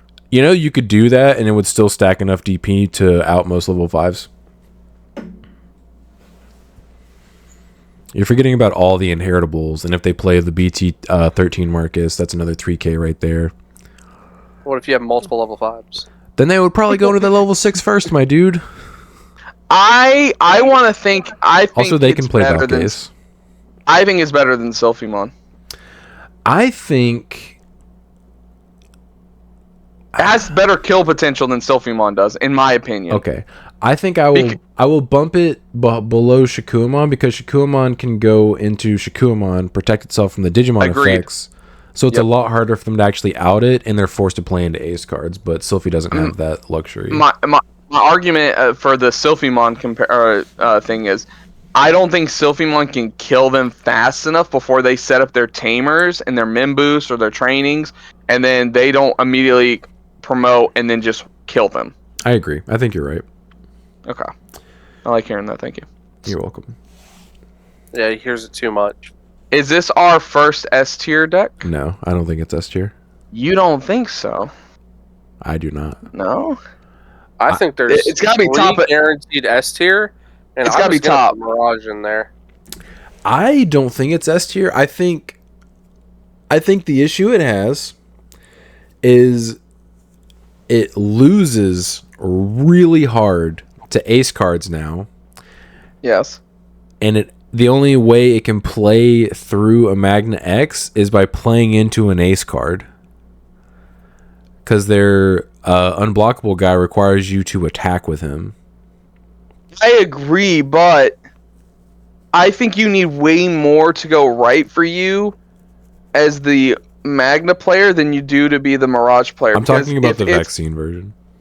I know. I'm saying, like, if you're playing Mirage against any other deck and they just have like one body on the board, you don't even swing first. You just Digivolve into the Mirage, bounce their card, and then go from there, and then you just win from there. How does this match up versus the S tier decks that we know we're going to put up there, though? Right. I know. I was getting there. The Magna player, you have to have the Magna established plus another card on the board to ace them. And I agree, it's pretty simple to do that. I think it's more 50-50 though. Like, cuz you still have to see your play lines and your cards to do that. I think it's in the vaccine Magna favor. I think if you did 100 games absolutely between insist, the two, you guys can both force me to put it at the bottom of S tier. I will disagree though, and I think it's actually tier 1. Pure representation and pure results tells me it's bottom S tier. It's not getting that much results though, or that many. I think it still has a lot of representation, but I think because it gets blown out so hard, guaranteed to always see at least 1 to 2, maybe even 3 in any top 16. I don't think you are. Okay, fine. I think the last couple regionals we just had, they all had at least 2 Luga. I think that's just a representation. Like, I think it's the same reason why Magna X Armor is in like 1 or 2 are in the top. I'll put it at the bottom of S tier, fine. Okay, all right. Let's just strike the note. Make this the little title, and right now, starting from right here, just say Sean doesn't agree with Mirage now. Yeah, Sean disagrees. Right, I think it's top of tier 1. I think the difference here is marginal anyway, but Yeah. You just think it doesn't have as good matchup into the other two S tier decks, which we already know what they are. Yes, I think it loses the majority of games it plays versus those decks because of the tools that they got, and it didn't. Okay. So we have Rosemon. It's a good play.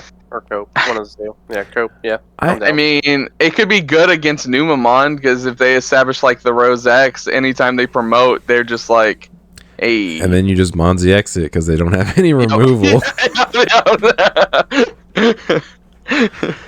I think it has a good matchup versus all these BS decks that aren't really decks.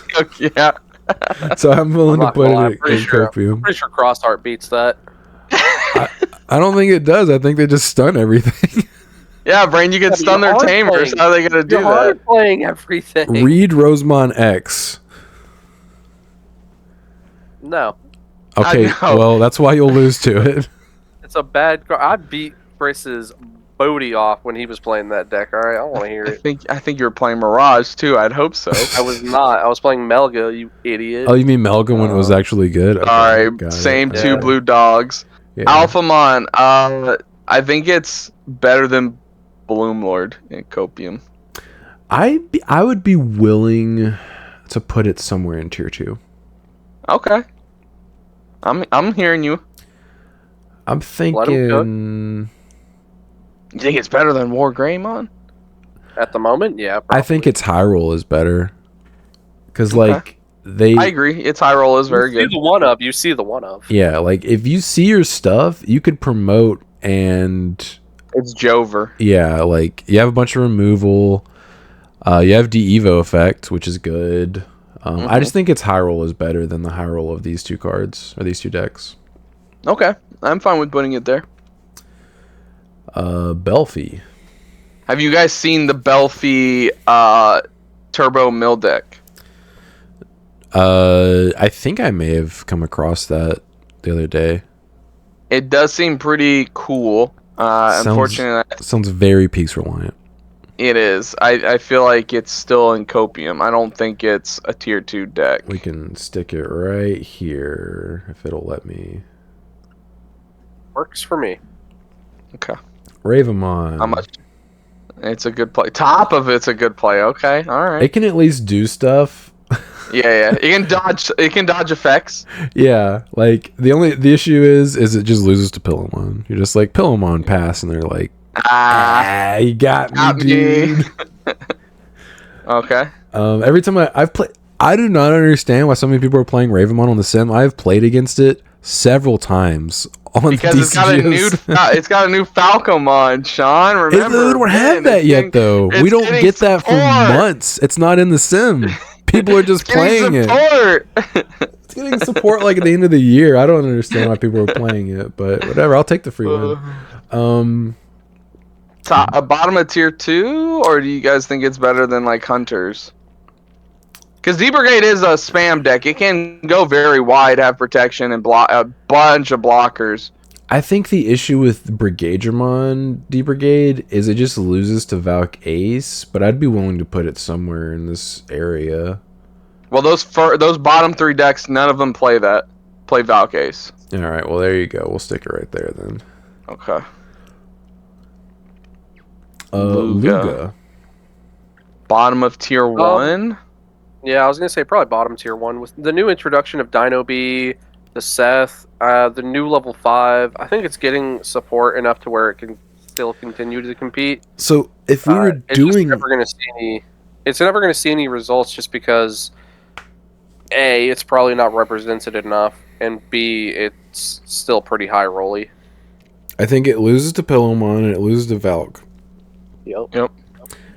I don't know if I like literally a level 3 swinging. I would have put it in tier 1 if we had done this at the beginning of the format, but like I haven't seen like any results from it. Have we? I just don't think putting it above Royal Knights was fine. I'm with Brandon. I just don't think anyone's playing it. Probably because they realize it's not that good into the matchups. But I think it's better than Tyrant or what's it called? The Imperial Dramon. You think so? I don't know, think dude. so. I'm pretty sure you get blown the absolute hell out the moment anybody has like a card on the board you can't touch. I think you 'Cause nine lose to times out of Tyrant. 10, yeah, because 9 times out of 10, when you're swinging in a Luga deck, the first swing you have is with your level 5, Yeah. which has no removal attached to it. You have to either A, play suboptimally and swing with your level 6 first, meaning you're missing out on an unsuspend, just so you can remove the body on the board that's threatening the ace. Also, Imperial has Or- access to an Ace Evo that can trigger if you trigger your Balmon. Right, That but too. like doesn't. Okay, so when you swing their level 5, you're gonna activate your effect. You're gonna Digivolve into the Fenry, and you're gonna Alliance. Well, how does Tyrant deal with that? You're gonna be bigger than it. Not always. You have a bunch of DP stack effects. They only get so big. You could potentially set yourself up to where you're bigger than they can get. You'd Yeah, have I to guess. have. I mean, You'd have I'm to have okay with putting optimal in tier level 4s 2. on the board. Like I think top of tier 2. Like I do think it doesn't have a lot of representation, but I also don't think it has good matchups into like any of these decks above it. Yeah. Like, against the Magna X, 9 times out of 10, they are just going to be bigger. And if they're not bigger, they're letting the swing go through, unsuspending, getting extra DP, and then you block the next one. Yeah. Well, that's the reason for the Dorugamon. Digivolve into that, you have Collision with Alliance, and you get Massive. The Magna's forced to block, and you just run it over. And the Armor Purge. Yeah, but I mean, But you killed the Then Magna. you go Yeah, into Dino B. Then you go into Dino B for free, and right? then you Evo and into then Finraluga, and then you pop their level 4. and then That armor and then. purges again. All right. For some reason, there's another Phoenixmon, so I'll just stick it right here next to its buddy. I don't know why there's a Phoenix X and then a Phoenixmon. I don't think that's two Honestly, different I decks. just leave it. I would just leave it at the bottom. Yeah, I would just take it ignore out. So Okay. people, yeah. Okay, do we even need to talk about both of these? Just put them in. It's a good play. Oh, okay, sure. S tier. Yeah, Numa is the top deck. Yeah, it's number Nope. one. No, Nope. no. Sean, that's your bias. If I had control over this mouse, it would be above it. I want that to be known. That's your bias. I know you guys think that because Okay, but hear me your out. perception is. How many- Gaslight us. I'm Gaslight going to us. explain why I think your perception is skewed and why I disagree with it. The Okay, first, objectively speaking. I'm speaking objectively. This isn't bias. I'm going to explain my reasoning. Okay. So the Objection, only hearsay? you don't even know what hearsay means. The only it's nothing Neither I'm does her lawyer. nothing I'm about to say is hearsay. I know what hearsay is. I learned it from watching the Depp trial. Yeah, I was about to say that lawyer didn't know what it meant. Dog. That was such an No, hilarious thing Jesus. to watch. Anyway, I don't want to get off topic. I lost my train of thought. Okay. The only big event we had for this format was the regional the week after the release. Yep. And if you were playing Magna, you had to get 4 secret rares that were hard to come by and also very expensive. I knew this is where you were going. So I knew it. the representation, if you wanted to play an Yep. S tier deck, you probably were only going to be able to play Nume unless you get your hands on 4 Magna X's, and if you were also playing Rapid X's, you'd have to get those as well. So the representation, It was easier to get hold of Valks. It was easier to get hold of Valks. it's for easier to get Newbie. hold of Valks, and then I think that was it. I don't think there's anything else new in the Ukomons. Yeah. Oh, think- So Ukos. the representation for Nume in that regional was probably astronomically high, and it was 50%. that's why it represented 50% of the top 16 decks, because it is an S tier deck. So obviously, if like a large portion of people are playing it, it's going to get tops. So Magna I X think Vaccine it required a is- lot more for you to get, and it still had like 3 lists, I believe, in the top 16. I think it had. I think it had 3, and I think Magna Armor had 2, if I'm not mistaken. I think it was something. Something Okay. like that. All I'm saying is I think taking into consideration scarcity is also valid. The deck may be better, quote unquote, but if it's difficult to get a hold of, It's not, though. It was for that one event because it was the week after the release. That's why I was talking about why it had such a big representation for Nume X. I think Nume X takes the top spot because of availability, power, and representation.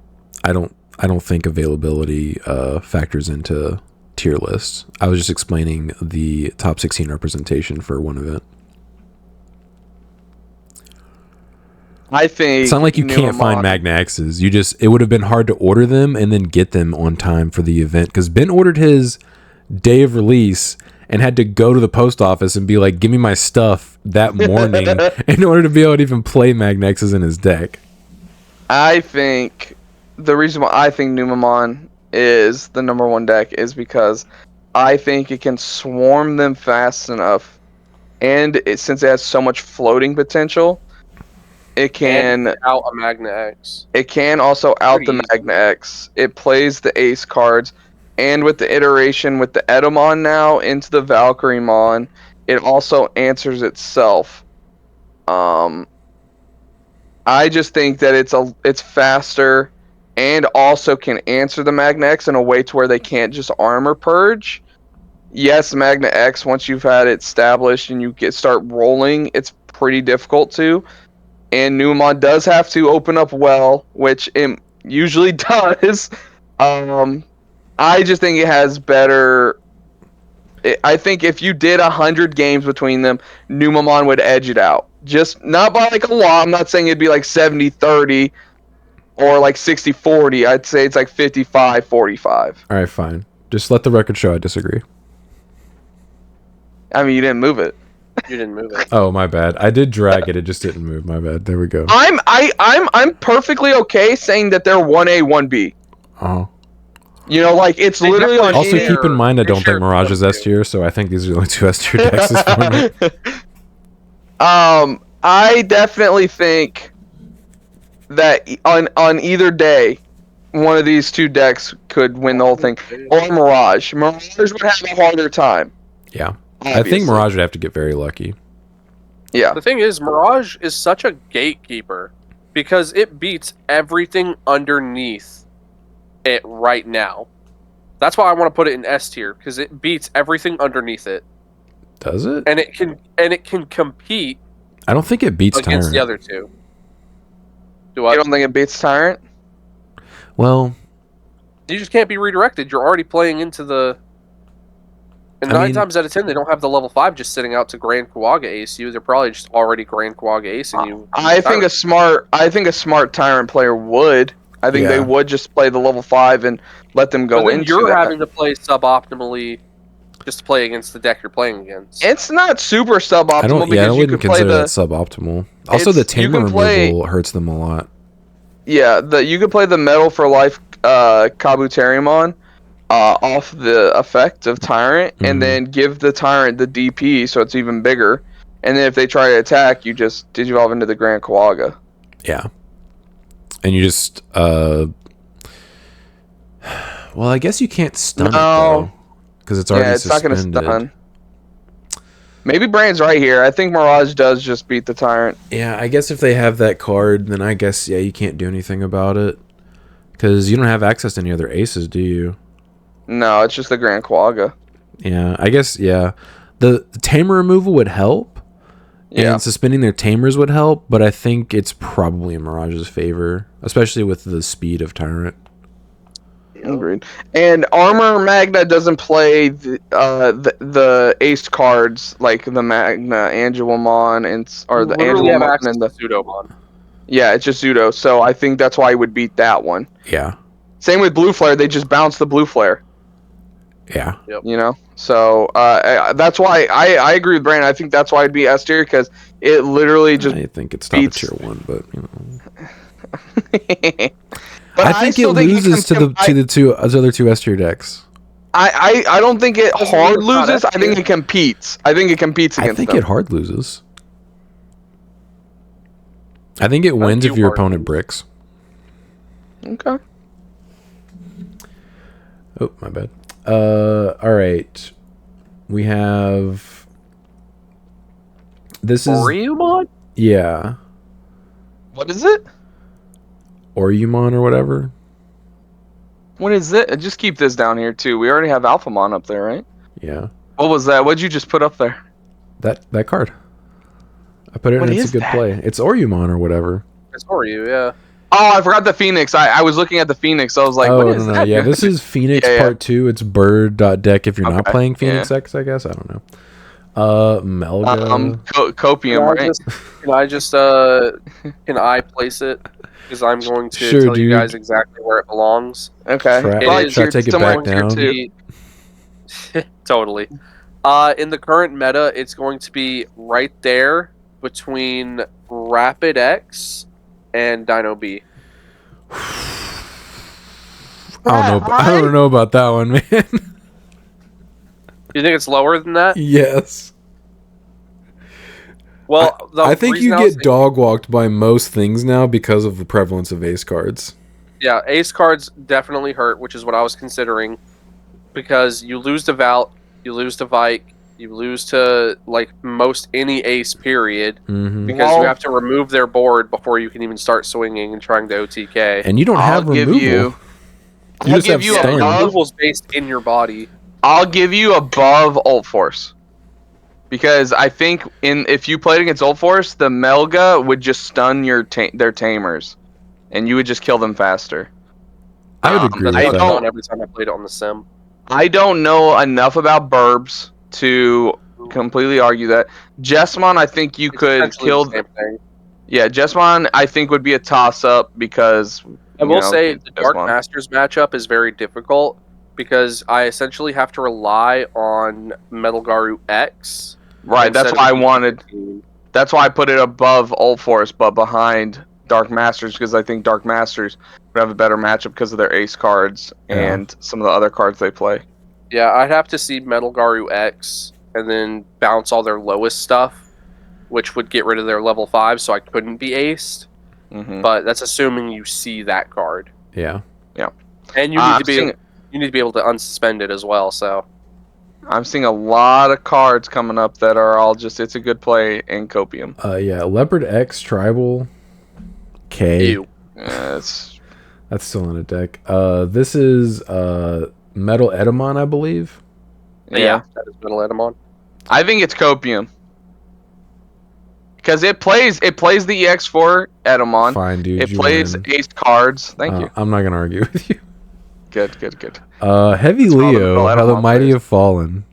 I would put it above Belphemon, maybe. I think it's probably more consistent. Oh, I thought it was better than Hunters. I mean, we could put Hunters down I in would Copium, honestly. I'm thinking about it, yeah. The only reason Hunters is staying at tier 2 is because they had that one representation. Yeah, you know what? Screw it, dude. If that guy didn't randomly top with that deck, we wouldn't even be talking about it. It's in Cope. Yeah. I honestly want to put War Greymon in Cope, but I'm looking at the Raid War Greymon. I have to think of it as Greymon Tribal because I do think the Black War version is the better version right now. See, right now I'm looking at that Heavy Leomon down there, and I'm thinking I have to bring it back and remind y'all of how good it is. Yeah, good luck getting aced into oblivion. Sean's face.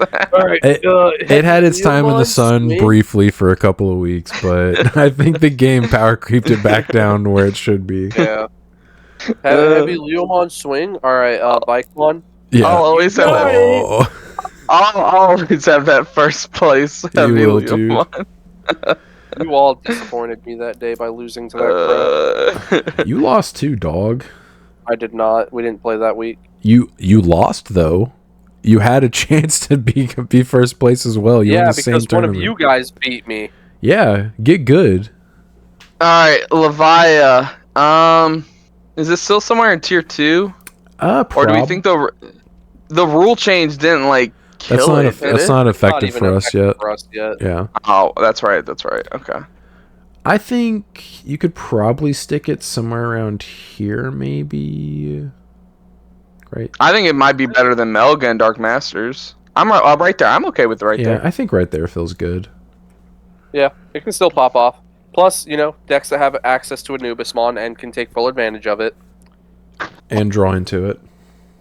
Yep. All right. Grace Nova. Nope. I don't Top think it's cope. I don't think it's cope though. The reason I'm saying it's top of cope is because so many people want to sit there and act like it has the best matchup ever into Magna X, Well, and they are all coping. I wouldn't say that. I've I seen definitely- so many comments. I've seen so many conversations about how Grace Nova is the big answer, and it's like, no, you're an idiot. And Okay. You're wrong. It I mean, does, I think a lot of those people are trolling. It does answer Magna X. It technically doesn't does kill have an it. answer. It doesn't kill it. It forces because it to just armor purge. Well, no, because it strips its sources first, so it would actually out it. Right. The issue is you lose to literally everything else, and they could just not even worry about lose- establishing a Magna X versus you and just kill you. You lose to yourself. Yeah. I don't think That's it's what I'm cope. saying, I think it's at least tier 2. Because There I you think go, it dude. could. I think it could roll some of those decks on there. Like, what do they do against a fully built Grace? A lot of these decks could roll you Raid right War back Greymon before you Rage even get a into chance it. to set up. Yeah, you right. Yeah, Okay, you I'm just fine raid with into it right it. there. I'm not gonna try and argue. I got it into tier 2. I'm fine. I think Black War pops all your tamers and laughs at you. They just choke you to 1 repeatedly while popping your tamers, and you're like, "LOL." Look at this guy. I don't even know what that is. It's the Gamamon card. No, Oh, put that yeah. at the bottom. Put that at the bottom. It's a good play. Okay, talk to me. Into I think it. it's worse than Big Uko. Yeah, whatever this deck is, it's probably better than Gamamon Tribal. That deck right there is literally just 8 Ukos and then 4 Big Ukomons. That Nothing deck else. is better than that Gamamon deck. Yep. Yeah. Speaking of decks that kind of get screwed over by aces existing, What is this? Beals.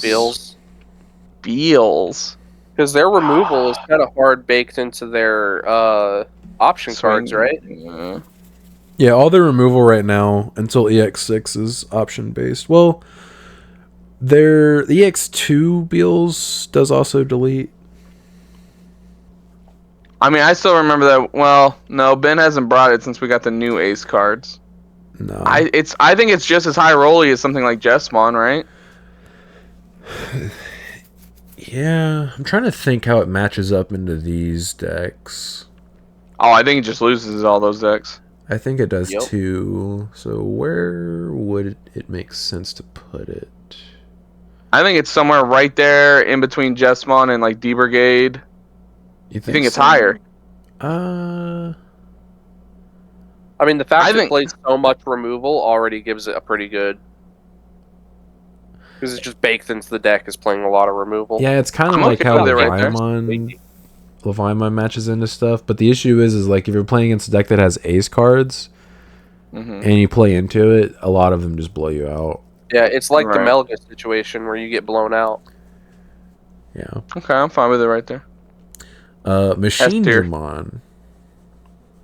Yes. It's definitely copium right now. I still see people trying to put together lists and say it's still good right now into this format. It's just not. I think it's too slow. Yeah, it's way too damn slow. You also hard lose to aces. Yeah, Like, what are you gonna Vikemon do, never de-evos swing? you. You hard lose to Vike for sure. Yeah, Numamon Valk will isn't just- too bad because you're definitely playing like probably 3 or 4 of the EX1 machines. Yeah. You'd have to in this format with how much DP neg is going around, Yeah, so you can kind of which is ignore lowering the Nume. consistency of your deck. Here's always the biggest argument with Machine Dramon. If you can open up fast enough and establish your big guy, yeah, sure. But it's also you have to get there. Yeah, I'm trying to think where it would make sense. I would be okay with like bottom of tier 2. Yeah, we'll just stick it there because Grace Nova also answers it pretty easily because it strips all its I- sources. Yeah, I think it's just too inconsistent right now. Yeah, it's too slow. Yeah, it's got a lot. It needs a slower format Yeah, to really shine. well, it just needs Fortunately, more that's not support to coming speed it up. anytime Yeah, soon. it's not. Yeah. We're not gonna get a slow format. Wow. Yeah, and decks like Royal Knights. Well, Chris, Royal Knights is a slow deck. Royal Knights also plays very, very, very strong cards. I wouldn't even call Royal Knights slow. No, Royal I don't Knight- think so either. Yeah, Royal Knights has like it's an inevitable. Like if you Yeah. give them like 5 to 7 turns, they will probably just kill you. All right. Are we happy with this? Any changes we want to make outside of the S Now that tier we're deck? looking at the full John? list. I have my disagreements. I think Mirage is so top of tier 1. let's hold on. Let's say this. Okay, everyone, look at this. This is mine and Brandon's list. Okay, now Sean, go ahead and change the 3 cards that you would. Put Mirage Okay, down so and then swap those 2. Yeah. That's my tier This is list right Sean's there. list. Yes. This is Sean's list. Okay. Now go ahead and everyone yell at Sean in the comments saying how Mirage is S tier and Numamon's the best deck. Okay. Yep. Y'all got it out of your system? Yep. That is your BT16 tier list. I think it's pretty solid. I wouldn't make any changes. Now, is there a deck not on this list that you want us to talk about? Leave it in the comments, and we'll No, probably don't. ignore it. Yep, because guess what? Gallantmon doesn't need to be on here. Any of those decks don't need to be on here. I don't want to hear it. Galmon or Suguyamon? Gallant? Oh, Gallantmon. Gallant, yeah. Yeah. What about Gallantmon. Suguyamon? Oh, Yeah. security control wasn't on here. Where would you guys put security control? Killed it. I don't think it's a deck right now. I think it just loses because Magnex is just like LOL. Copium then? Yeah. I mean, it probably has a decent matchup into a lot of these decks. Yeah, that's what I'm saying. Maybe. But you're losing to the S tier decks. Yeah, I think you're losing to a lot of the tier 1 decks, and you're definitely losing to the S tiers. Okay. Yeah. That is interesting. Yeah, I don't think anything on here would represent Setcon, but yeah, it's just not a deck right now, unfortunately. I played against a Setcon on the sim, but the type of Setcon it was really weird. So it was playing security Digimon with Keenan Crier. So the whole point of the deck was you set up multiple Kari and you set up multiple Keenan. You still turn. So yeah, and you still turn every time. And I was just sitting there like, yeah, but what if I check 4 security in one swing? How do you feel about that? Were you playing Red Hybrid? No, I was actually playing Magna, but you know, the final Zubagon, you swing per bunch. You Yulin final Zubagon them? Yeah. Yeah. That just wins. Yeah. Game over. Yeah. They were like, haha, but I played Cordramon, I could draw 2 cards, and I said, cool.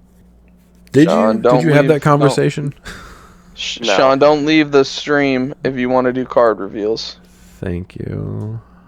Oh, I haven't. Also, Sean, you should get a little excited because that tamer that we're getting this reveal is the Greymon tamer from the webcomic. I'll be excited when they put Grey X back to 4. I'm saying we might get a new War Greymon that's actually competitively viable. Although in the webcomic, he immediately lost to Galactimon, so maybe not. Caleb was telling... Go ahead, Sean. We need to get Grey X back to 4, and then I'll be excited. Until then, I do not care. Caleb was telling me that one of the characters in the webcomics partner Digimon is Omecamon. That's adorable. Wait. Dude, God, I hate this. I'm so sad, dude. Weekly reveals. Do what? This card sucks. Yeah. Weekly reveals Chatmon. Inherited all turns while you have another blue Digimon. This Digimon gets 1,000 DP. Now, hold on. This is a 5 for you, Brandon, right? It gives you 1,000 DP and it's blue. If you're asking Brandon, this is a 5-star card. Yes, because it doesn't say Garu in the text. Siakomon. A vanilla with the rule trait has aquatic type. Dude, imagine being BT16 and you print a vanilla. Dog, what? Pack filler. Whatever. Pack filler. Okay. Penguinmon. Your turn once per turn when the Digimon or any of your tamers would digivolve into a multicolored Digimon card that is blue or red, reduce the Evo cost by 1. Inheritable is jamming. The inheritable is the best part about this card. This is a bird. This is an avian. And it's red. Second, he has no way to reduce his Digivolution cost, so you're always evoing for 1. Yes, Digimon costs 1 no matter what. I love the fact that we're going to give red jamming. I'm all in. Yeah, for the cost of 1 memory, and this only really fits in... Well, I guess it's for any of your other Digimon. I will say this card is purely being printed just to be a reference to the anime, because Lanamon had a group of fanboys that followed her around and like showered her with praise, and it was these guys. Yep.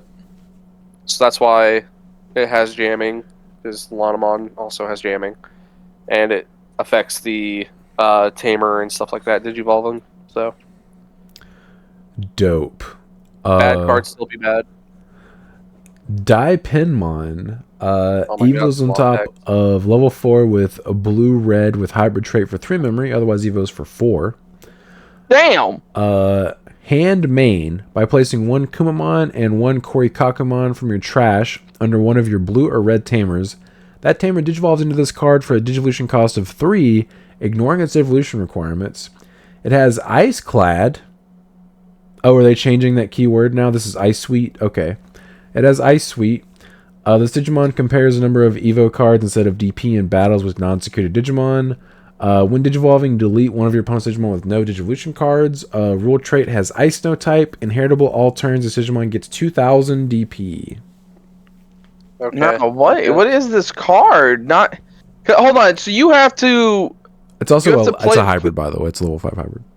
You have to play the Kumamon and the Korikakumon from your hand, correct? Trash. Oh, it's Your trash? trash, Okay, that's yeah. better. That's better. That's better than what I thought it was. I thought it was from your hand. I was like, damn, you're playing a lot for this. Yeah. Okay. It's okay, I guess. I mean, Dude, he is holding a giant ice cream. Yeah, the other one was as well. Do you not remember he has an option card where he's slamming down the ice cream?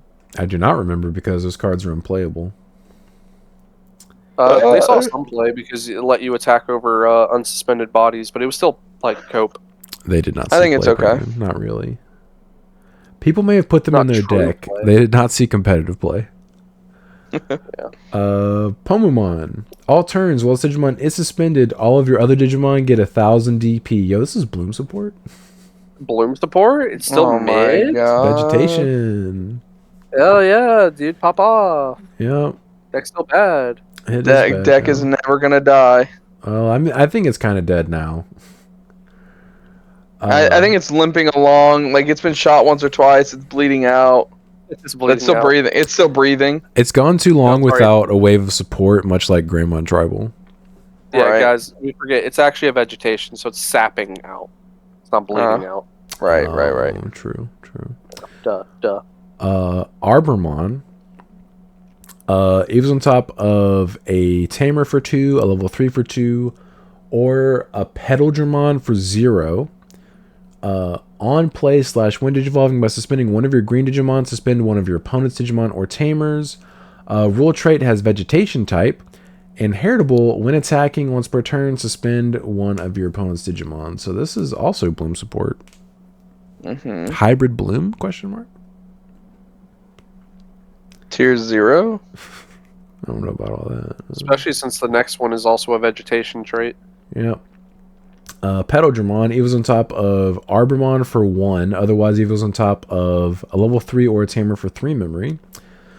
On play / when digivolving, you may unsuspend one of your level 4 or lower Digimon with vegetation or plant in one of its traits. Inheritable, when attacking, once per turn, suspend one of your opponent's Digimon. Yeah, just sounds like Bloom support, honestly. Yeah, it's like some kind of hybrid Bloom support. Yo, is this Ancient Troymon? It is, and he's firing all of his cannons. Dog, it's the Let's horse. go. The horse has returned. Horse.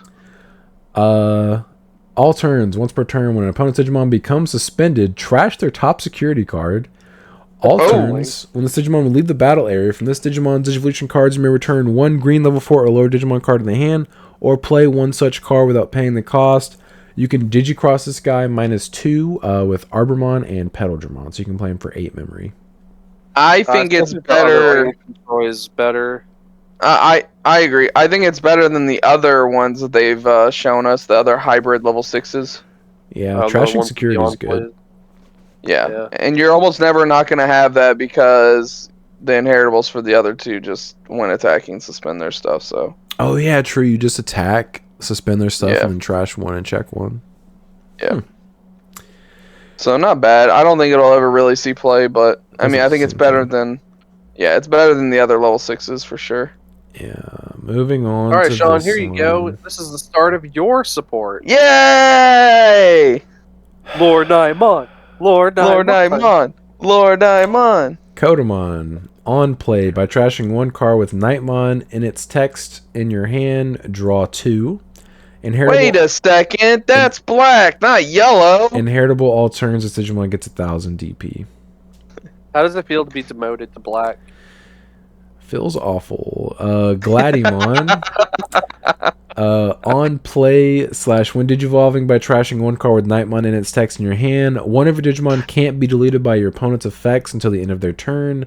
Inheritable all turns, this Digimon gets 1000 DP. But Hey, bro, that's this pretty gives you good. protection. The disdain. Sean, where's your excitement right now? It's nowhere to be found. Nightmon has blocker, and end of opponent's turn, once per turn, you may choose one of your opponent's Digimon. Your opponent attacks with chosen Digimon. Inheritable all turns, all of your Digimon with Nightmon in their text get 2000 DP. I'm starting to see a line here, Sean. And I'm gonna be honest, Culminate in. it's not looking good. Lord Nightmon Ace. Hey, let's go! Whoa. The JoJo stance himself. Evos for 4 on top of purple and black. Does not have a reduced Evo cost. When digivolving, you may play one level 5 or lower Digimon card with Nightmon in its text from your hand or trash without paying the cost. All turns, all Digimon with as much or less TP as this Digimon gain collision. I mean, does not have an on play. Bro, that's so good. The on not this card is so good. Not having an on play. Just don't look at Dynasmon. Just look at Lord Nightmon. It's so good, right? Not having an on play as an ace card is absolutely triggering. Sacrilege. Yeah, BT18 not having an on play as an ace. Can we also talk about how he got a downgrade? He can't play any level 6s, period. Nope. Yeah, I will say the giving everything collision is really cool, but objectively, this is just all so much worse than what they already have. But all turns, you're gonna have an extra 2000 DP. That's 14k. Everything under that gets collision. Right, and I hate to say your own cards. Sean, I hate to say it, but if they do come out with like an X body line, it definitely looks like it's gonna be probably a purple black card. Well, it'll Evo on top of Lord Nightmon, thankfully, but I'm hoping it's purple yellow. But they could screw me again and just Yeah. This is extremely disappointing. This is Dark Nightmon support. Yep. Thanks a lot, Bandai. No one asked for this. This art is cool. Other than that, I hate this card. I'm probably going to build it, but I'm going to be so mad every time I play it. I guess I'll Ace Evolve into the Lord Nightmon, but whatever. What could have been, dude. I'm so upset. Cool. We have more 3-color option cards that ignore the color requirements. Oh no. This one actually does. They don't ignore the color requirements. So you actually have to have all 3 colors on the field. Okay. Wind to Fire, Iced Sword. Main, you may place up to 5 cards with hybrid trait and different names from your hand or trash under one of your tamers. Then one of your tamers with 5 or more cards under it may digivolve into Emperor Greymon from your hand or trash, ignoring its evolution condition and without paying the cost. Security, you may play one tamer card with inherited effects from your hand or trash without paying the cost and add this card to the hand. Then we have Darkness to Light, Thunder to Cannon. It is literally the same thing except for it evos into Magnagaru. And yeah, it's the same exact thing except for Magnagaru. Okay. Mid. Yeah, underwhelming. I mean, when you have the Susan option being like S tier, I think it's A-okay for these ones to be pretty mid tier. Yeah, also the fact that they don't ignore color requirements. You legit have to have all 3 of these colors to play this. To be fair, I think the Emperor Greymon one's going to be a little better, just because the dual-colored Takuya Koji is already half of that card's requirements. No, it's not, because he's yellow, isn't it? Mm-hmm. Yeah. It's red, yellow. Oh, it was red, blue. Okay, never mind. Yeah, bad. Yeah, bad I don't see how you're I fully expected these That to have would have ignore been- color requirements, but That would have objectively been favoritism by Yep. Bandai if that would We've have been already the case. seen that. All right, don't act like we haven't already seen Red it. Hybrid has way more support than Blue Hybrid. Yup. Dragon's Roar. Oh, that art looks Yeah, this is beautiful. Dynasmon's option. Yeah, he's about to Kamehameha. Bro, why couldn't that be a rare? Why does that have to be a common? Yeah, it's not going to be hollow, Sag. I'm not even gonna have a pre-release stamp. When this card is trashed from your security, activate this card's security effects. The main effect is while you have a yellow Digimon with data or which one you trait, you may ignore the card's color requirements. Main, by trashing your top security card, one of your opponent's Digimon gets minus 6,000 DP until the end of their turn. Then if you have 2 or fewer security cards, place this card as your bottom security card. Security effect is delete one of your opponent's Digimon with 6,000 DP or less. Then if you have 0 security cards, recover +1. Oh, okay. That's kind of mid. I see the usage of it. I can see what they're going for, especially with the Dynasmon. Yeah, you But trigger this with the Dynasty, it's security minus 12k. Yeah. I see what they're going for. I just think other options are probably better off using. I mean, I think it's okay, especially because you get their recovery, which means they have to play right back into it. Yeah. If you've already got the Dynas Ace established, it's like, pretty difficult to. yeah, deal with you're gonna be removing bodies left and right, like on back-to-back turns. And I think Dynast trash is top or bottom, doesn't it? Like Angel One. Yeah. Yeah, so you Yeah. can just put this on the bottom and then trigger it again. that. Okay. I think this is Let's look at this probably next good. card, right? This next card's gonna be really good, right? Yeah, I think so. I don't think I even read this card. Fist of Athena. I don't think I looked at anything after the Lord Nightmon reveal because I was just like, dude, whatever, I don't care anymore. Depressy. This is the thing where Lord Nightmon takes the shield on their arm and just decks people with it. Well, while you have a Digimon with Nightmon in its text, you may ignore this card's color requirements. Main, one of your opponent's Digimon gains start of your main phase. This Digimon attacks till the end of their turn, then place this card in the battle area. All turns, when an attack target is changed, delay. One of your Digimon gains piercing and security +1 until the end of your turn. Security effect is you may play one level 5 or lower Digimon card with Nightmon in its text from your trash without paying the cost. Then place this card in the battle area. Now you can have piercing. There you go. And an extra security check. It does do a lot for 3 cost. I'm so annoyed that I'm gonna have to like pick up Dark Nightmon cards. Like, you have no idea, dude. This is so stupid. The salt is real. It really is. A John, you'll have Boromon. collision. Get over it. I'm not gonna. I'm still gonna be mad when I have the cards in my hand. I'm playing the deck. Salty spittoon all throughout. Yes, a Boromon or whatever. On play / when evolving, delete one red, green, purple, or white level 4 or lower Digimon. Oh my god. Then delete one blue, yellow, black, or white tamer with a play cost of 3 or less. Inheritable retaliation. What an odd card. How specific? What an odd card. Yeah, it's an undead, so you can play it in undead decks. But yeah, it's really. I'm assuming this is like lore accurate or something. Yeah, it's gotta be. But that is really specific. I don't even remember this guy showing up in the hybrid season. Yeah. Correct me if I'm wrong, I guess, but Then we have Zanbamon. When any of your Digimon would digivolve into this card, for each color in your opponent's trash, reduce the Evo cost by 1. Interesting. Your turn, for every 2 colors in your opponent's trash, this Digimon gains security attack +1 and gets 2,000 DP. okay. So this punishes multicolor decks, I guess. If they're all playing, they're monocolored, you're just like, cool. This doesn't really. Alright, guess I just die. Yeah, I guess this card is worthless.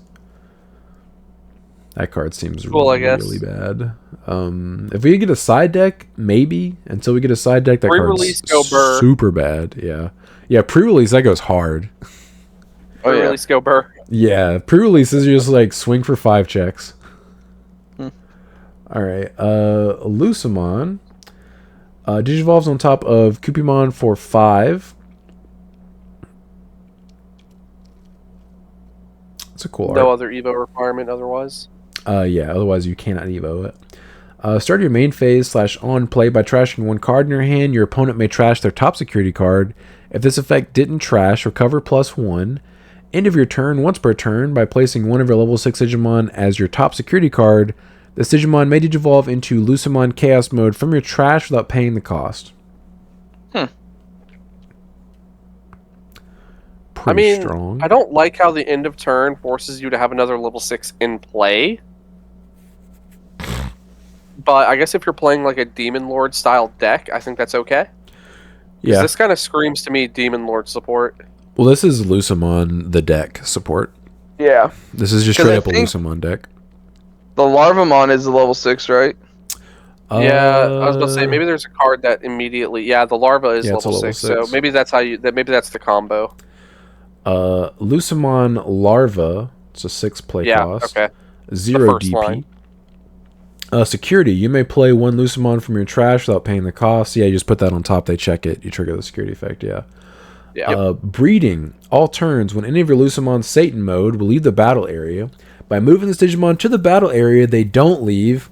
All turns, while you have a non-white Digimon with Lucemon in its name, none of your Digimon with 0 DP can be deleted.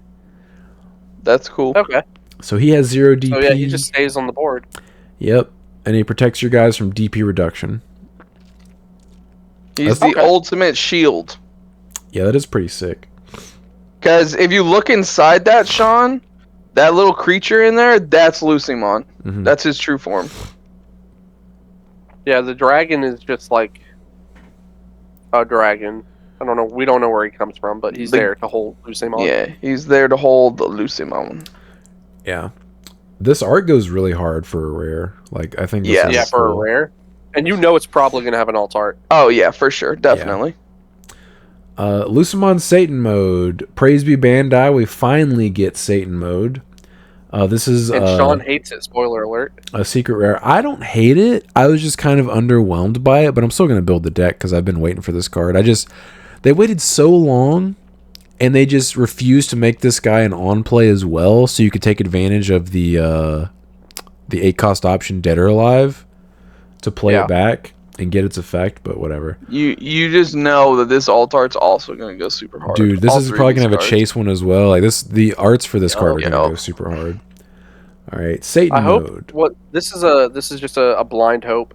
I want them to do a Susan Satan mode dual art. Their alts like go together. Is that too much to ask for? Do they fight each other? We haven't had a dual art. Yeah. Yes. Okay. Then yeah, I mean that might. And Susan loses. Susan loses pretty hard until like the last gasp miracle BS. Yeah. Well, the problem with the first time they go into Susan is it's just Takuya and Koji, and then when they go into Susan the second time, it's all the kids, and that's when he wins. Power, friendship, and whatnot. So this this is a demon god, so it does not work with a demon lord deck. So this Evo's on top of purple level 6s for 6 memory or Lucemon Chaos mode for 6 memory. When digivolving, not an on play, by playing one Lucemon larva from your trash in an empty space in your breeding area without paying the cost, delete one of your opponent's Digimon or Tamers. End of all turns, once per turn, trash your opponent's top security card. If this effect didn't delete, I'm sorry, I'm getting tired, I guess. If this effect didn't trash, delete one of their Digimon or Tamers. Yeah, I can see where you say this is kind of mid. It's like super underwhelming. Like, I feel like it's obviously one of the most powerful Digimon. It has 16,000 DP. Why is it not like it has a good effect? It's just like I would have expected more with how long we had to wait for this card.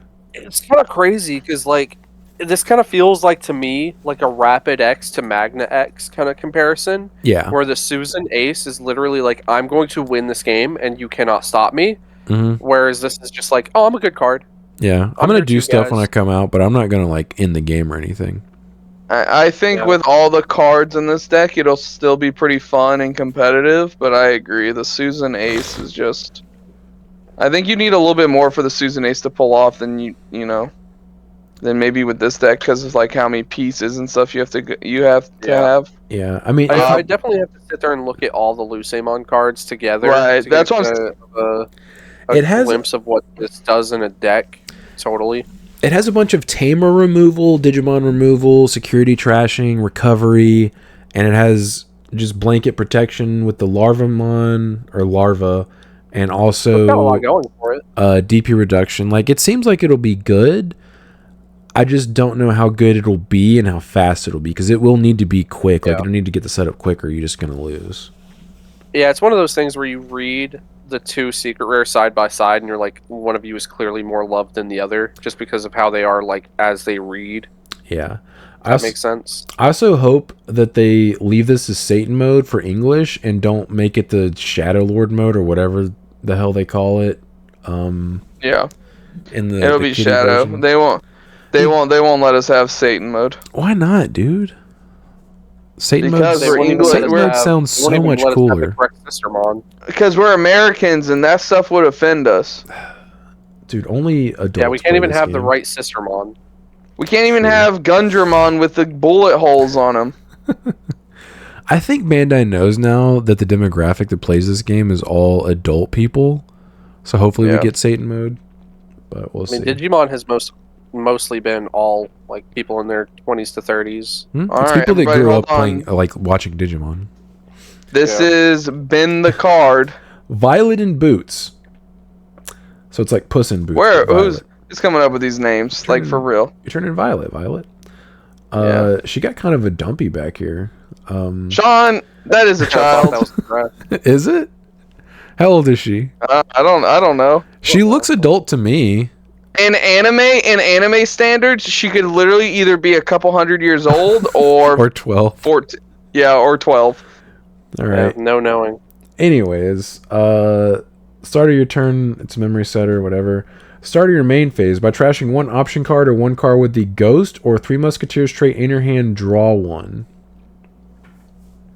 Three Okay. Musketeer Tamer, I guess. Cool. Three Musketeers finally got a tamer. Good for them. Oh.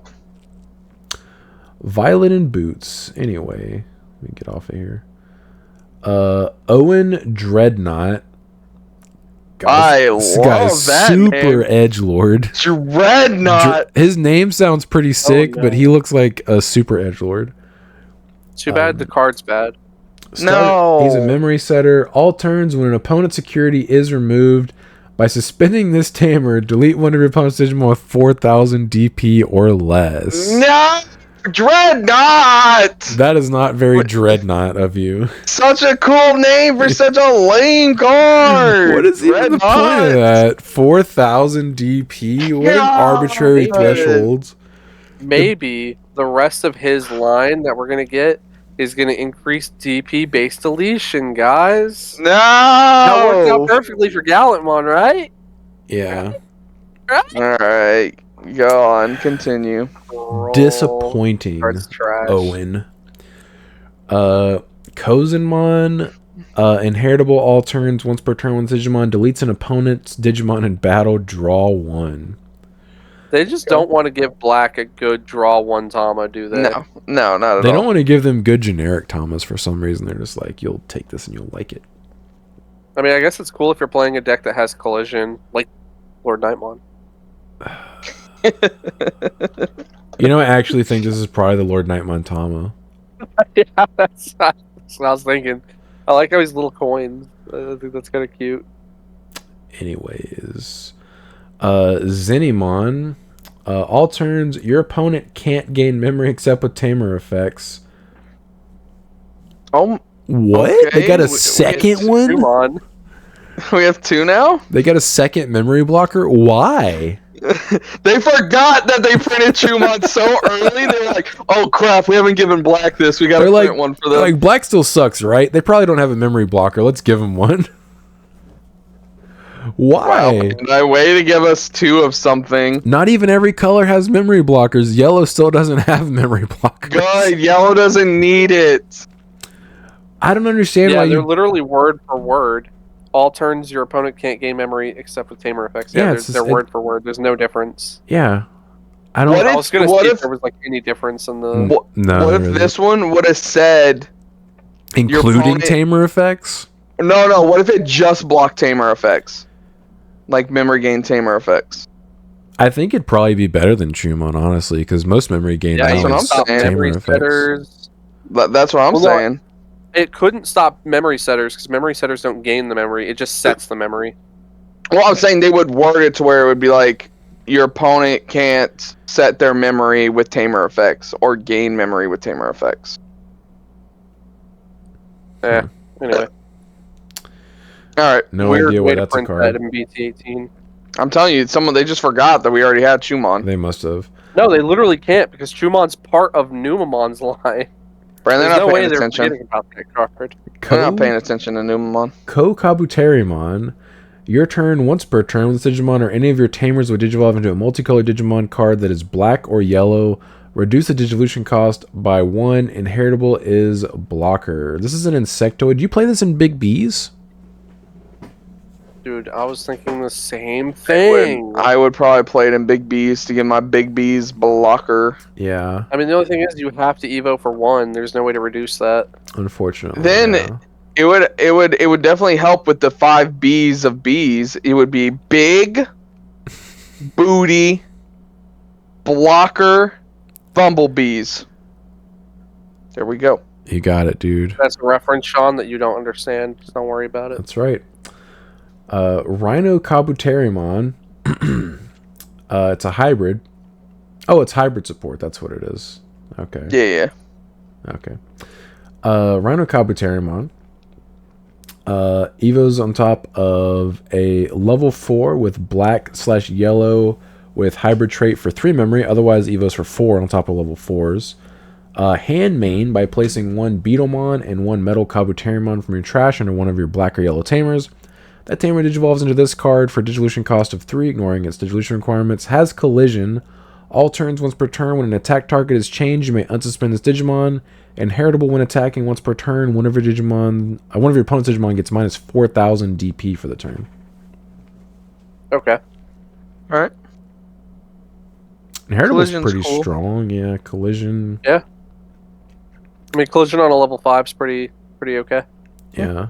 Then we have Ancient Beetlemon. That looks pretty cool. Agreed. Art The art for the JP stuff so far has been really cool. Evo's on top of level 5 with Insectoid trait for 3 memory. So you could play this in Big Bugs if you wanted to, because it just Evo's on top of your stuff. Yep. On play /win digivolving, so you could play this in Big Bugs because it has an on play. Do that with Lord Naimon too, right? He's an 11 play cost too, so. De-Evo 2 of your opponent's Digimon. All turns, when this Digimon would leave the battle area, you may play 1 level 4 or lower Digimon card with the Insectoid or hybrid trait from the Digimon's Digivolution cards without paying the cost. Rule trait has Insectoid type. Digicross -2 Beetlemon Metal Kabuterimon. Pretty good. Man, That's like I the wish best it had- one, I think. Yeah, I wish it had a little bit more. Like D-Digivolve 2 is strong, but let's give it more. De-Evo's 2 Digimon. Yeah, I want more. If you Digicross this guy and your opponent has aces out, you probably net gain memory. Yep. I know, I want more though. His art goes really hard. Like, I really the like thing this. is, too, It let's say does. you're playing, let's say somehow, some way, you're playing this in Tyrant. You could go into Tyrant, lay this dude out, Digicrossing the Beetle and the Metal to probably make that a 0 cost on play, Bro, right? I've got to see your Tyrant list because the amount of yellow Well, 'cause black you have a cards. Beetle, no, because you have a Beetle and a You talking about Metal playing- Kabuterimon that are green. You Yeah, talking about the old ones, old OG ones? Yeah. I mean, yeah, I could see you have that. green up. because you could just play this guy in your Insectoid deck, and you wouldn't have Yeah. to play any of the other I mean, stuff. hard playing this thing off Tyrant's effect is just not bad, but if you have the Digicross in hand, it's like, alright, cool. Yeah. Yeah, you could play him for Okay. free or for 3 memory. And then you Yeah. have if you have the hybrids to Izzy, stuff like that. Yeah, you could definitely play this in Bugs. I'm in. You talked me into it. All right. Comment questions. D. Lacey 1895 question: favorite board game? If you don't have a favorite board game, if you don't have one, favorite video game. Mine is Munchkin. Nothing like backstabbing and outwitting your friends on the race to getting to level 10. I've actually never heard of that one. I think I've heard of Munchkin before, but I've never played it. I'm an absolute huge fan of Clue. Yep, I was going to say Clue as well. Clue? Love Clue. Once you're an adult and Clue. you play Clue, you realize just how much mind games go into that game. Yeah, I love Clue. Like, as a child, you're just like, haha, I'm asking questions to find out who it is. But as an adult, you're like, all right, so they asked that question, so now that means they have this card. Yeah. You didn't unlock critical thinking until you were an adult, Brandon? Is that what you're saying? Yeah, exactly. You didn't unlock that tree, that skill tree. I love Clue, and I know it's not a board game, but I do love stuff like Mafia. And I really like if you have like a big group of people when we play Family Feud. That one's pretty fun. I don't think that's considered a board game, more just like a card game. But I mean, if it comes out of a box, I would consider it a board game. A party game. Yeah. Yeah. And favorite video game? That's really hard to say. I'd probably pick something like Mass Effect 2 or Ghost of Tsushima. Red Dead Redemption 2 is up there. And either of the God of Wars is also up there. Mine are pretty easy. Chris, you probably already know what 2 games I'm grabbing off my shelf. These games like changed how I like looked at video games, and that's the first 2 Dishonored games. These games are absolute favorites of all time. Don't even give me that, Brandon. You didn't even finish Dishonored 2 until years later because it bricked your PlayStation. That was my fault, but it did give me pause. But once I went back and actually finished it, bro, this is an all-time game for me. All right, Sean, what about you? My favorite board game, I really enjoy deck building games. My favorite one right now is DC Metal or Dark Metal. It's a DC deck building version where it has all the evil Batmans in it. Right. Okay. Oh, cringe, but okay. I mean, whatever, dude. It's a fun board game. I really enjoy deck building games. I mean, I'm assuming you don't know anything about the comics in that story.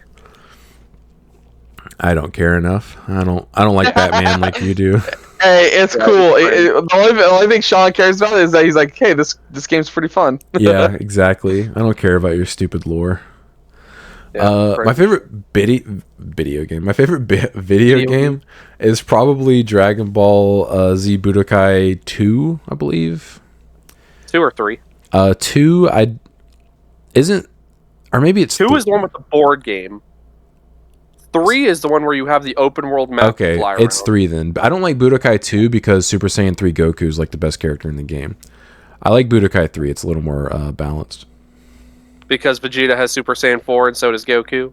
So they're even. Well, that, but also Budokai 2, when you transform, you get a speed boost. So like Super Saiyan 3 Goku is the fastest character in the game. Yeah. It's pretty nutty. Yeah, I like Budokai 3 better. Sean, I would highly recommend you find a used copy of Dragon Ball Z Infinite World. It is a sequel to Budokai 3 that removes the Dragon Rush, that stupid like, oh, I press triangle, so it removes that entirely, and it's way closer to like a straight-on fighting game. As far as like the mechanics, the combo canceling, it has a bigger roster as well. It's really fun. Like I just very legally dumped my ROM onto my Steam Deck. Is that why you're putting it in quotes? You're just telling me to download an emulator? Yeah, but for legal reasons, we don't download our ROM. Oh, that is a Bandai, isn't it? Isn't it a Bandai game? Yeah. It's adjacent to Digimon, so I guess So I took my physical copy, I dumped the ROM, and then put that on my Steam Deck. I very legally put this game onto my Steam Deck. Yeah, no, so I would definitely recommend that. it has a lot of like really good mechanics and stuff. Can I obtain that legally, or is that just a ROM? Is it a ROM hack? No, it's a physical legal game. It came out. What systems does it come on? It was the last PlayStation 2 Dragon Ball Z game to come out. It's the only. So It's it came only out on right PS2. after. Yeah, it came out Okay. right after I think BT3 or Budokai Tenkaichi 3. I'm pretty sure. I'm not. I'd have to look at the timeline for that. Okay. But a lot of people like didn't care about it or just like ignored it. All right. Yeah. Because we had BT3. As Chris would say, this is my favorite Dragon Ball Z podcast. Yes. Yeah. This is my favorite Dragon Ball Z podcast. All Force Magna says, Brandon, Oh, yep. Hold on. you have to wear a tinfoil hat for the next episode because of your conspiracy B theory, this podcast. If the very, very small chance you happen to be right when BT18, BT19 comes out in the US, I will send you a pic of me wearing a tinfoil hat. Haha. Yeah, Brandon's L take from last week was awful. I don't know what he was smoking. How do you shuffle it, guys? You pick up the cards and you shuffle them and then put them back the shuffle down? question was legit, but the face-up security not counting as security, that did not make any sense. This is my tinfoil hat. Okay. Relatos. It's the only thing I have that's like chrome. Della Dimension Fire or Defire 9841. I believe that is some kind of Spanish, but just wondering, there's a podcast service where to hear it. Didn't found it on Spotify. I have not put it on Spotify yet. That's on my to-do list, but I have been a busy boy. But hopefully one day soon it'll be on Spotify as well. Fun fact, if you have YouTube Premium, you can turn your screen off and listen to the podcast. Arlantis is the one that asked that question, I guess. Or did he ask it after you asked it, Brandon? Or did No, I saw that comment and was like, "Oh my god, he's right." Okay, and I brought so- it to you guys. So this guy, Arlantis, says, how do you think we will shuffle our security when we have face-up cards? Excellent question. No idea, because your opponent also, I think, has the ability to cut your security after you shuffle. So I don't know how that's I going to have a work. theory. Okay. Hold theory. on. Is This that theory is is that a lot less harebrained. I'll say that right off the rip. okay? So, We'll see. Sean, you play these types of cards most often. When security is shuffled, doesn't the cards specify to place them all back down, face down? When you're putting them back? That's just... Because if it specifies that, it might flip your cards back face down. If somebody forces you to shuffle. I your think it just security. says put your cards back. And even if it does say put them face down, that would need to be changed, because that would literally just be an explanation of the rules, much like how blue cards used to say trash all their sources when you bounce something. Yeah, I I'm don't gonna think they read say place them CQ. face down. I just think it says put them back. I have a question, Sean. In the rule book, in the rules, does it say when you shuffle your security to offer them to your opponent to cut? I'm not 100% sure.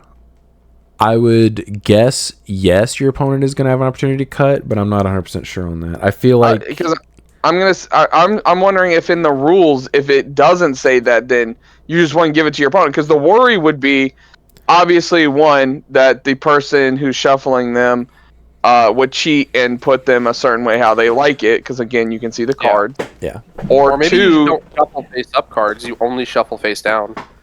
or two, your opponent would. God, Brand, you're cut back them, on the face-up cards don't count. Or two, your what he opponent said. would cut them. Or two, your opponent would cut them in a way that they would find more advantage. I don't More think favorable. you're going to shuffle your security a lot in that deck. No, I agree. So I don't But think yeah, it's... but I'm saying, like, what if somebody forces you to do it? Like, they go into Quantumon, first thing that pops into my mind. Yeah. I think Your they're, opponent Quantumons you. What they're probably going happens? to have to come out with a specific rule for that. So I'm curious what it's going to be. LOLB. But I'm not sure. I'm not sure how they're going to handle that. They're definitely going to have to come out with a new rule for it, though. Yeah, Yeah. because Quantumon's exact wording, because that actually made me think about, like, something that forces your opponent to reveal their security. Could have looked up OmniX as well, but this one's newer. It says, Reveal all of your opponent's security cards and place one card among them on the top of their opponent's deck. Shuffle the rest and return them to the security stack. Yeah. So it does not specify face down. Yeah. Okay. So I'm wondering if they just stay face up. they would, Brandon. We don't know. Next we question. do know because We do know. all those cards just say put them back. And even if they do say face down, that was back when they were still putting in effects that told you the rules instead of just allowing you to know what the rules are. Yes, we need to see the rules to put this to bed. Guess we'll find out when the set comes out or close to it. Yeah, in about 6 months. Yeah, it'll probably be pretty heavily discussed in the Q&A.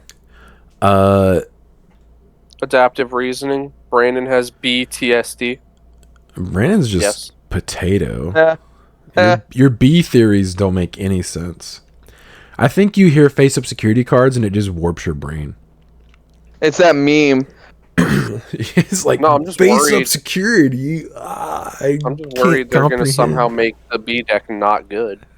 Brandon, the B deck's gonna be tier 0. Okay, don't you worry about that. They're giving us the entire deck in 2.0, dude. Don't you worry your big old little round head. Okay, it's gonna be good. Sorry, Chris. Not all of us were born with ugly cone heads. All right. I grew into it. Yeah, did I've you? never thought that Chris had a cone head, so he must have grown into it. It's just something our mother will always bring up. Oh, Brandon, when he came out, he had the perfect little round head. Chrissy had a cone head, though. I don't know why. Interesting. Yeah, I also don't know why she would tell you that.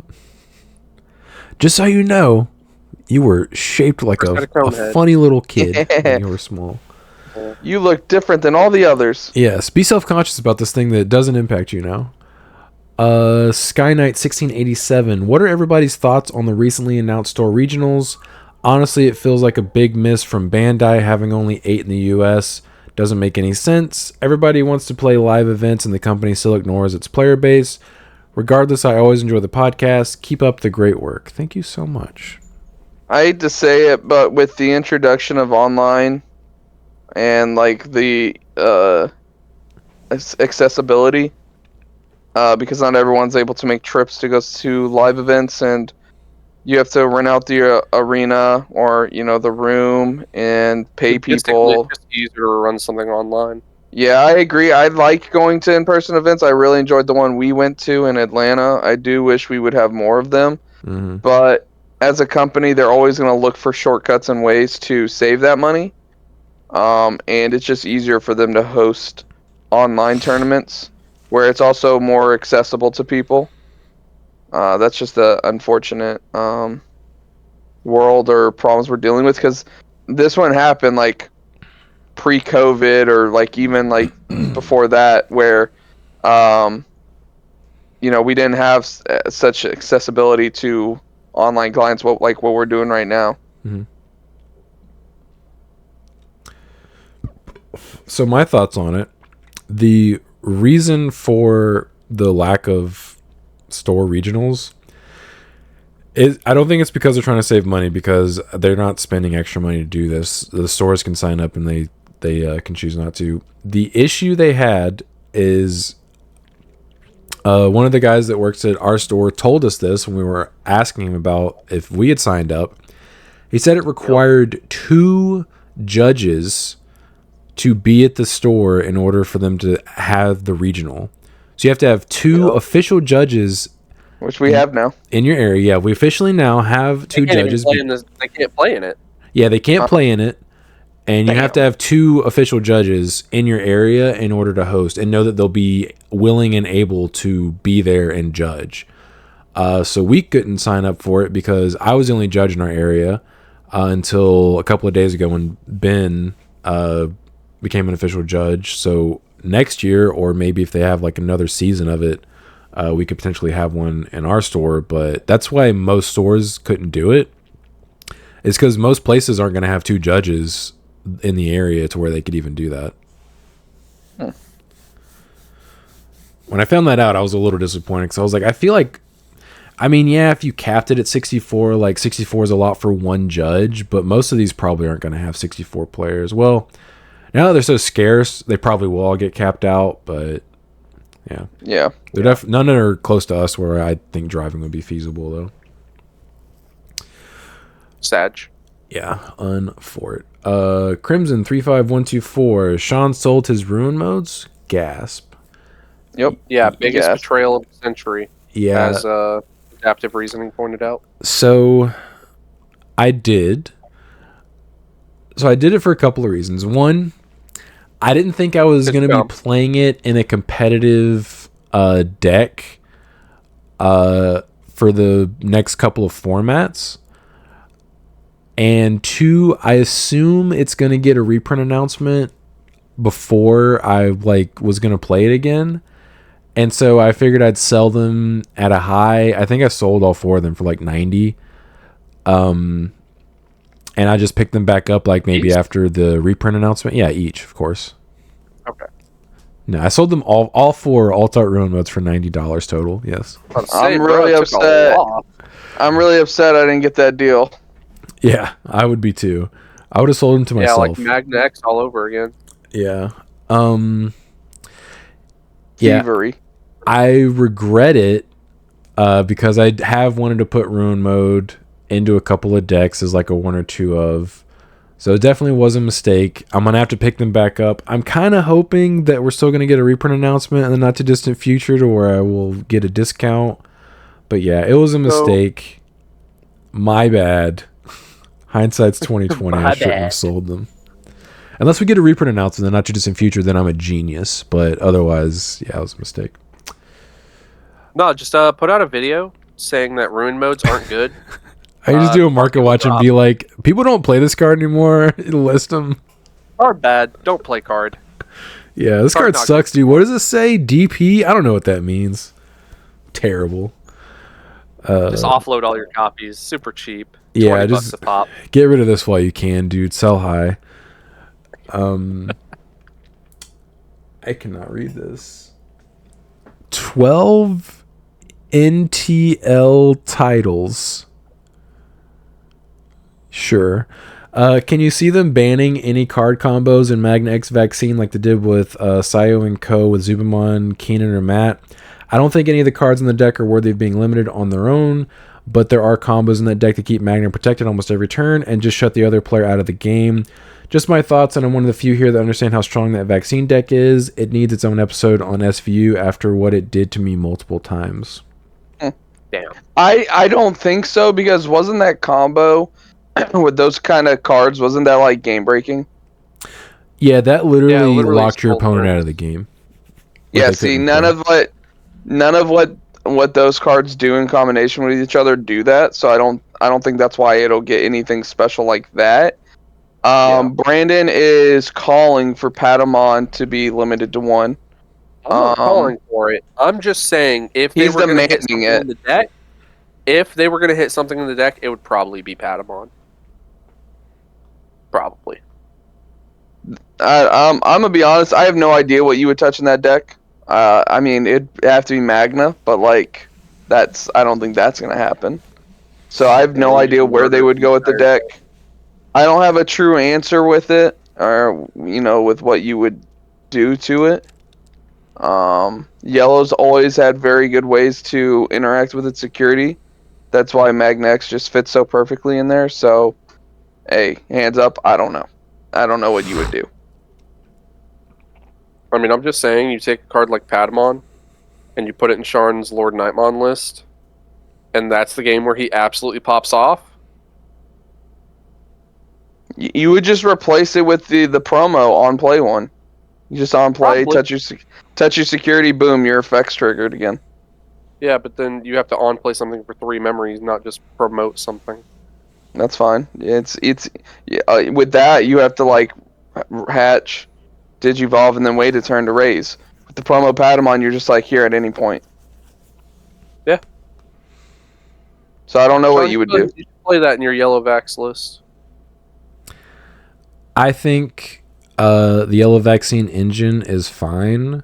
I think the only problem card is Magna. If you're going to do anything, you would just hit Magna.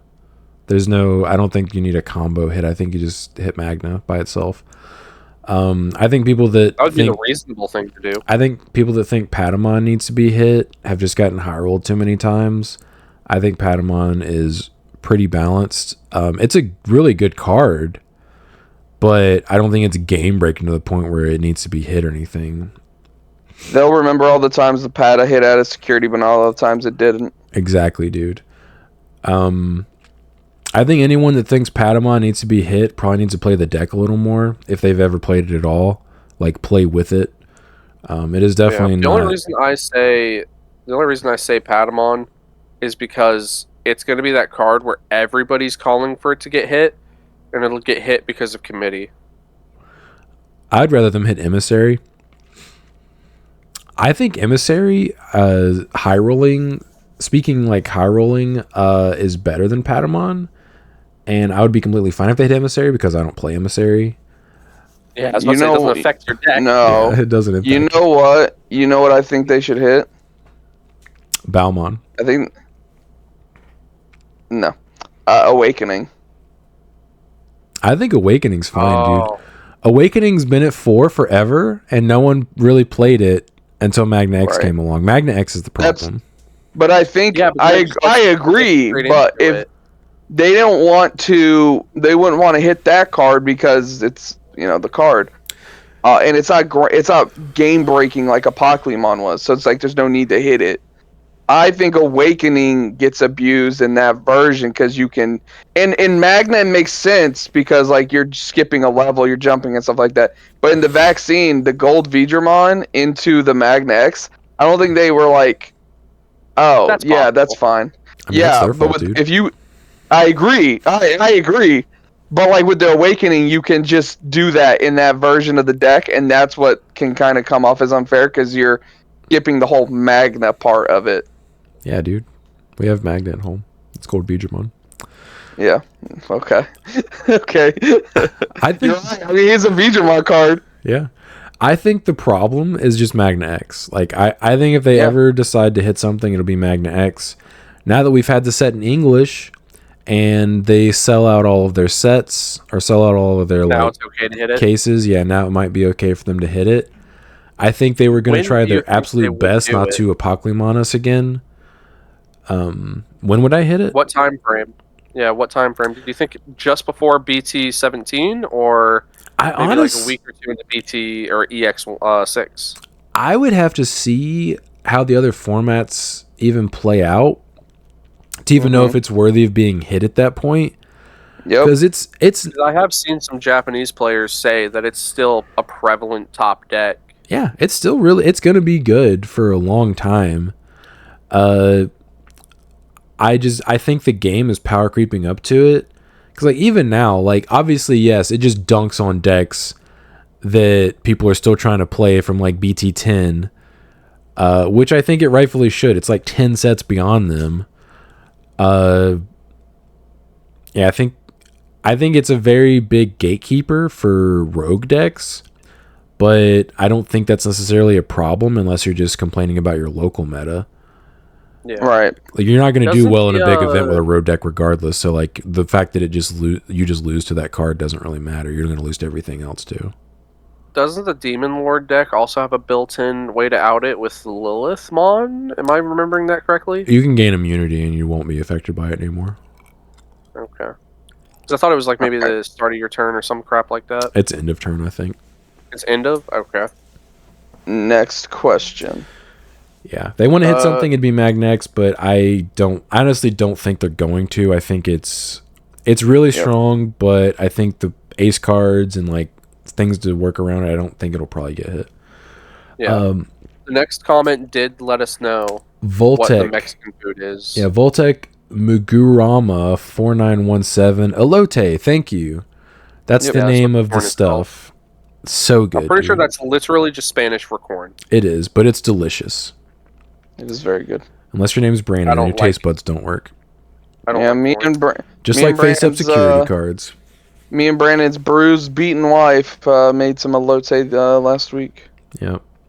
I actually had some street corn dip with some chips and a burrito like a week ago, I believe. Nice. Was there any corn Delicious. I said street corn dip, so yes, there was. Okay. Well, you know, Also maybe had it's a- the flavoring. Also got a burrito from Moe's as well. Like, I think it might have been that night. Did you hold your camera up to their face to make sure they were giving you proper portions? It was Moe's, not Chipotle. I mean, same thing. Moe's doesn't. I've never had an issue with Moe's. I rarely haven't eat either. at Chipotle. I haven't been to Chipotle in so long. Yeah, there's a Moe's Alright. like 50 feet from my house. The Chipotle is Yep. like 25 minminutes. All right, listen. We talk about fast food too much. Okay, we're all too fat for it. Okay? Oreo X1000. Does Chris play BT16 Kokabu? He do be playing it. Yeah. Yes, I do. I do. And then I do play the Kotimon too. Yeah, his issue was like when we played, you played a couple of searchers, but like you just weren't seeing the things you needed. Yeah. I still just wasn't adding the cards that are not. I just wasn't seeing the cards I needed. Yeah, I mean, repeatedly choking you to one was limiting. Like every turn, you just did one thing and you just passed back. Yep. Oh man, the power of choking someone to one, it's so good. Damien Carr Sean do 16. like to choke people. Do what? Said Sean do like to choke people. I do, dude. Ask my wife. We're worried about me. Sorry. Damien Carr 168. Thank you for being a member, Damien. Eagle ATX just started making videos again. If you're interested, yeah, I noticed that he actually made a market watch the other day that I watched. I'll have to check out his videos. Yeah. Question: with how common accidental chets have been in past videos with easier formats, are you concerned with how complex the game is becoming in terms of rules in the upcoming sets?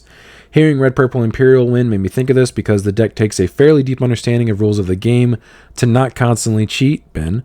It's an incredibly unfriendly deck for new players. It seemed to be a trend for decks going forward.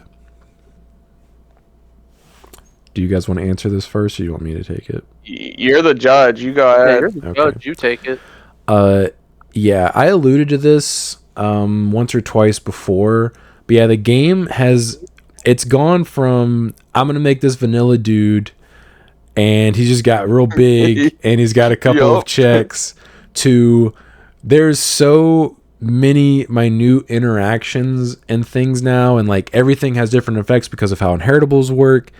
The game has quickly become pretty complicated, especially for a newer player to grasp. As far as like, I mean, you can understand the game mechanics, but like understanding like how interactions would work and stuff like that. Like, we kind of have a pseudo damage set because of how security checks work.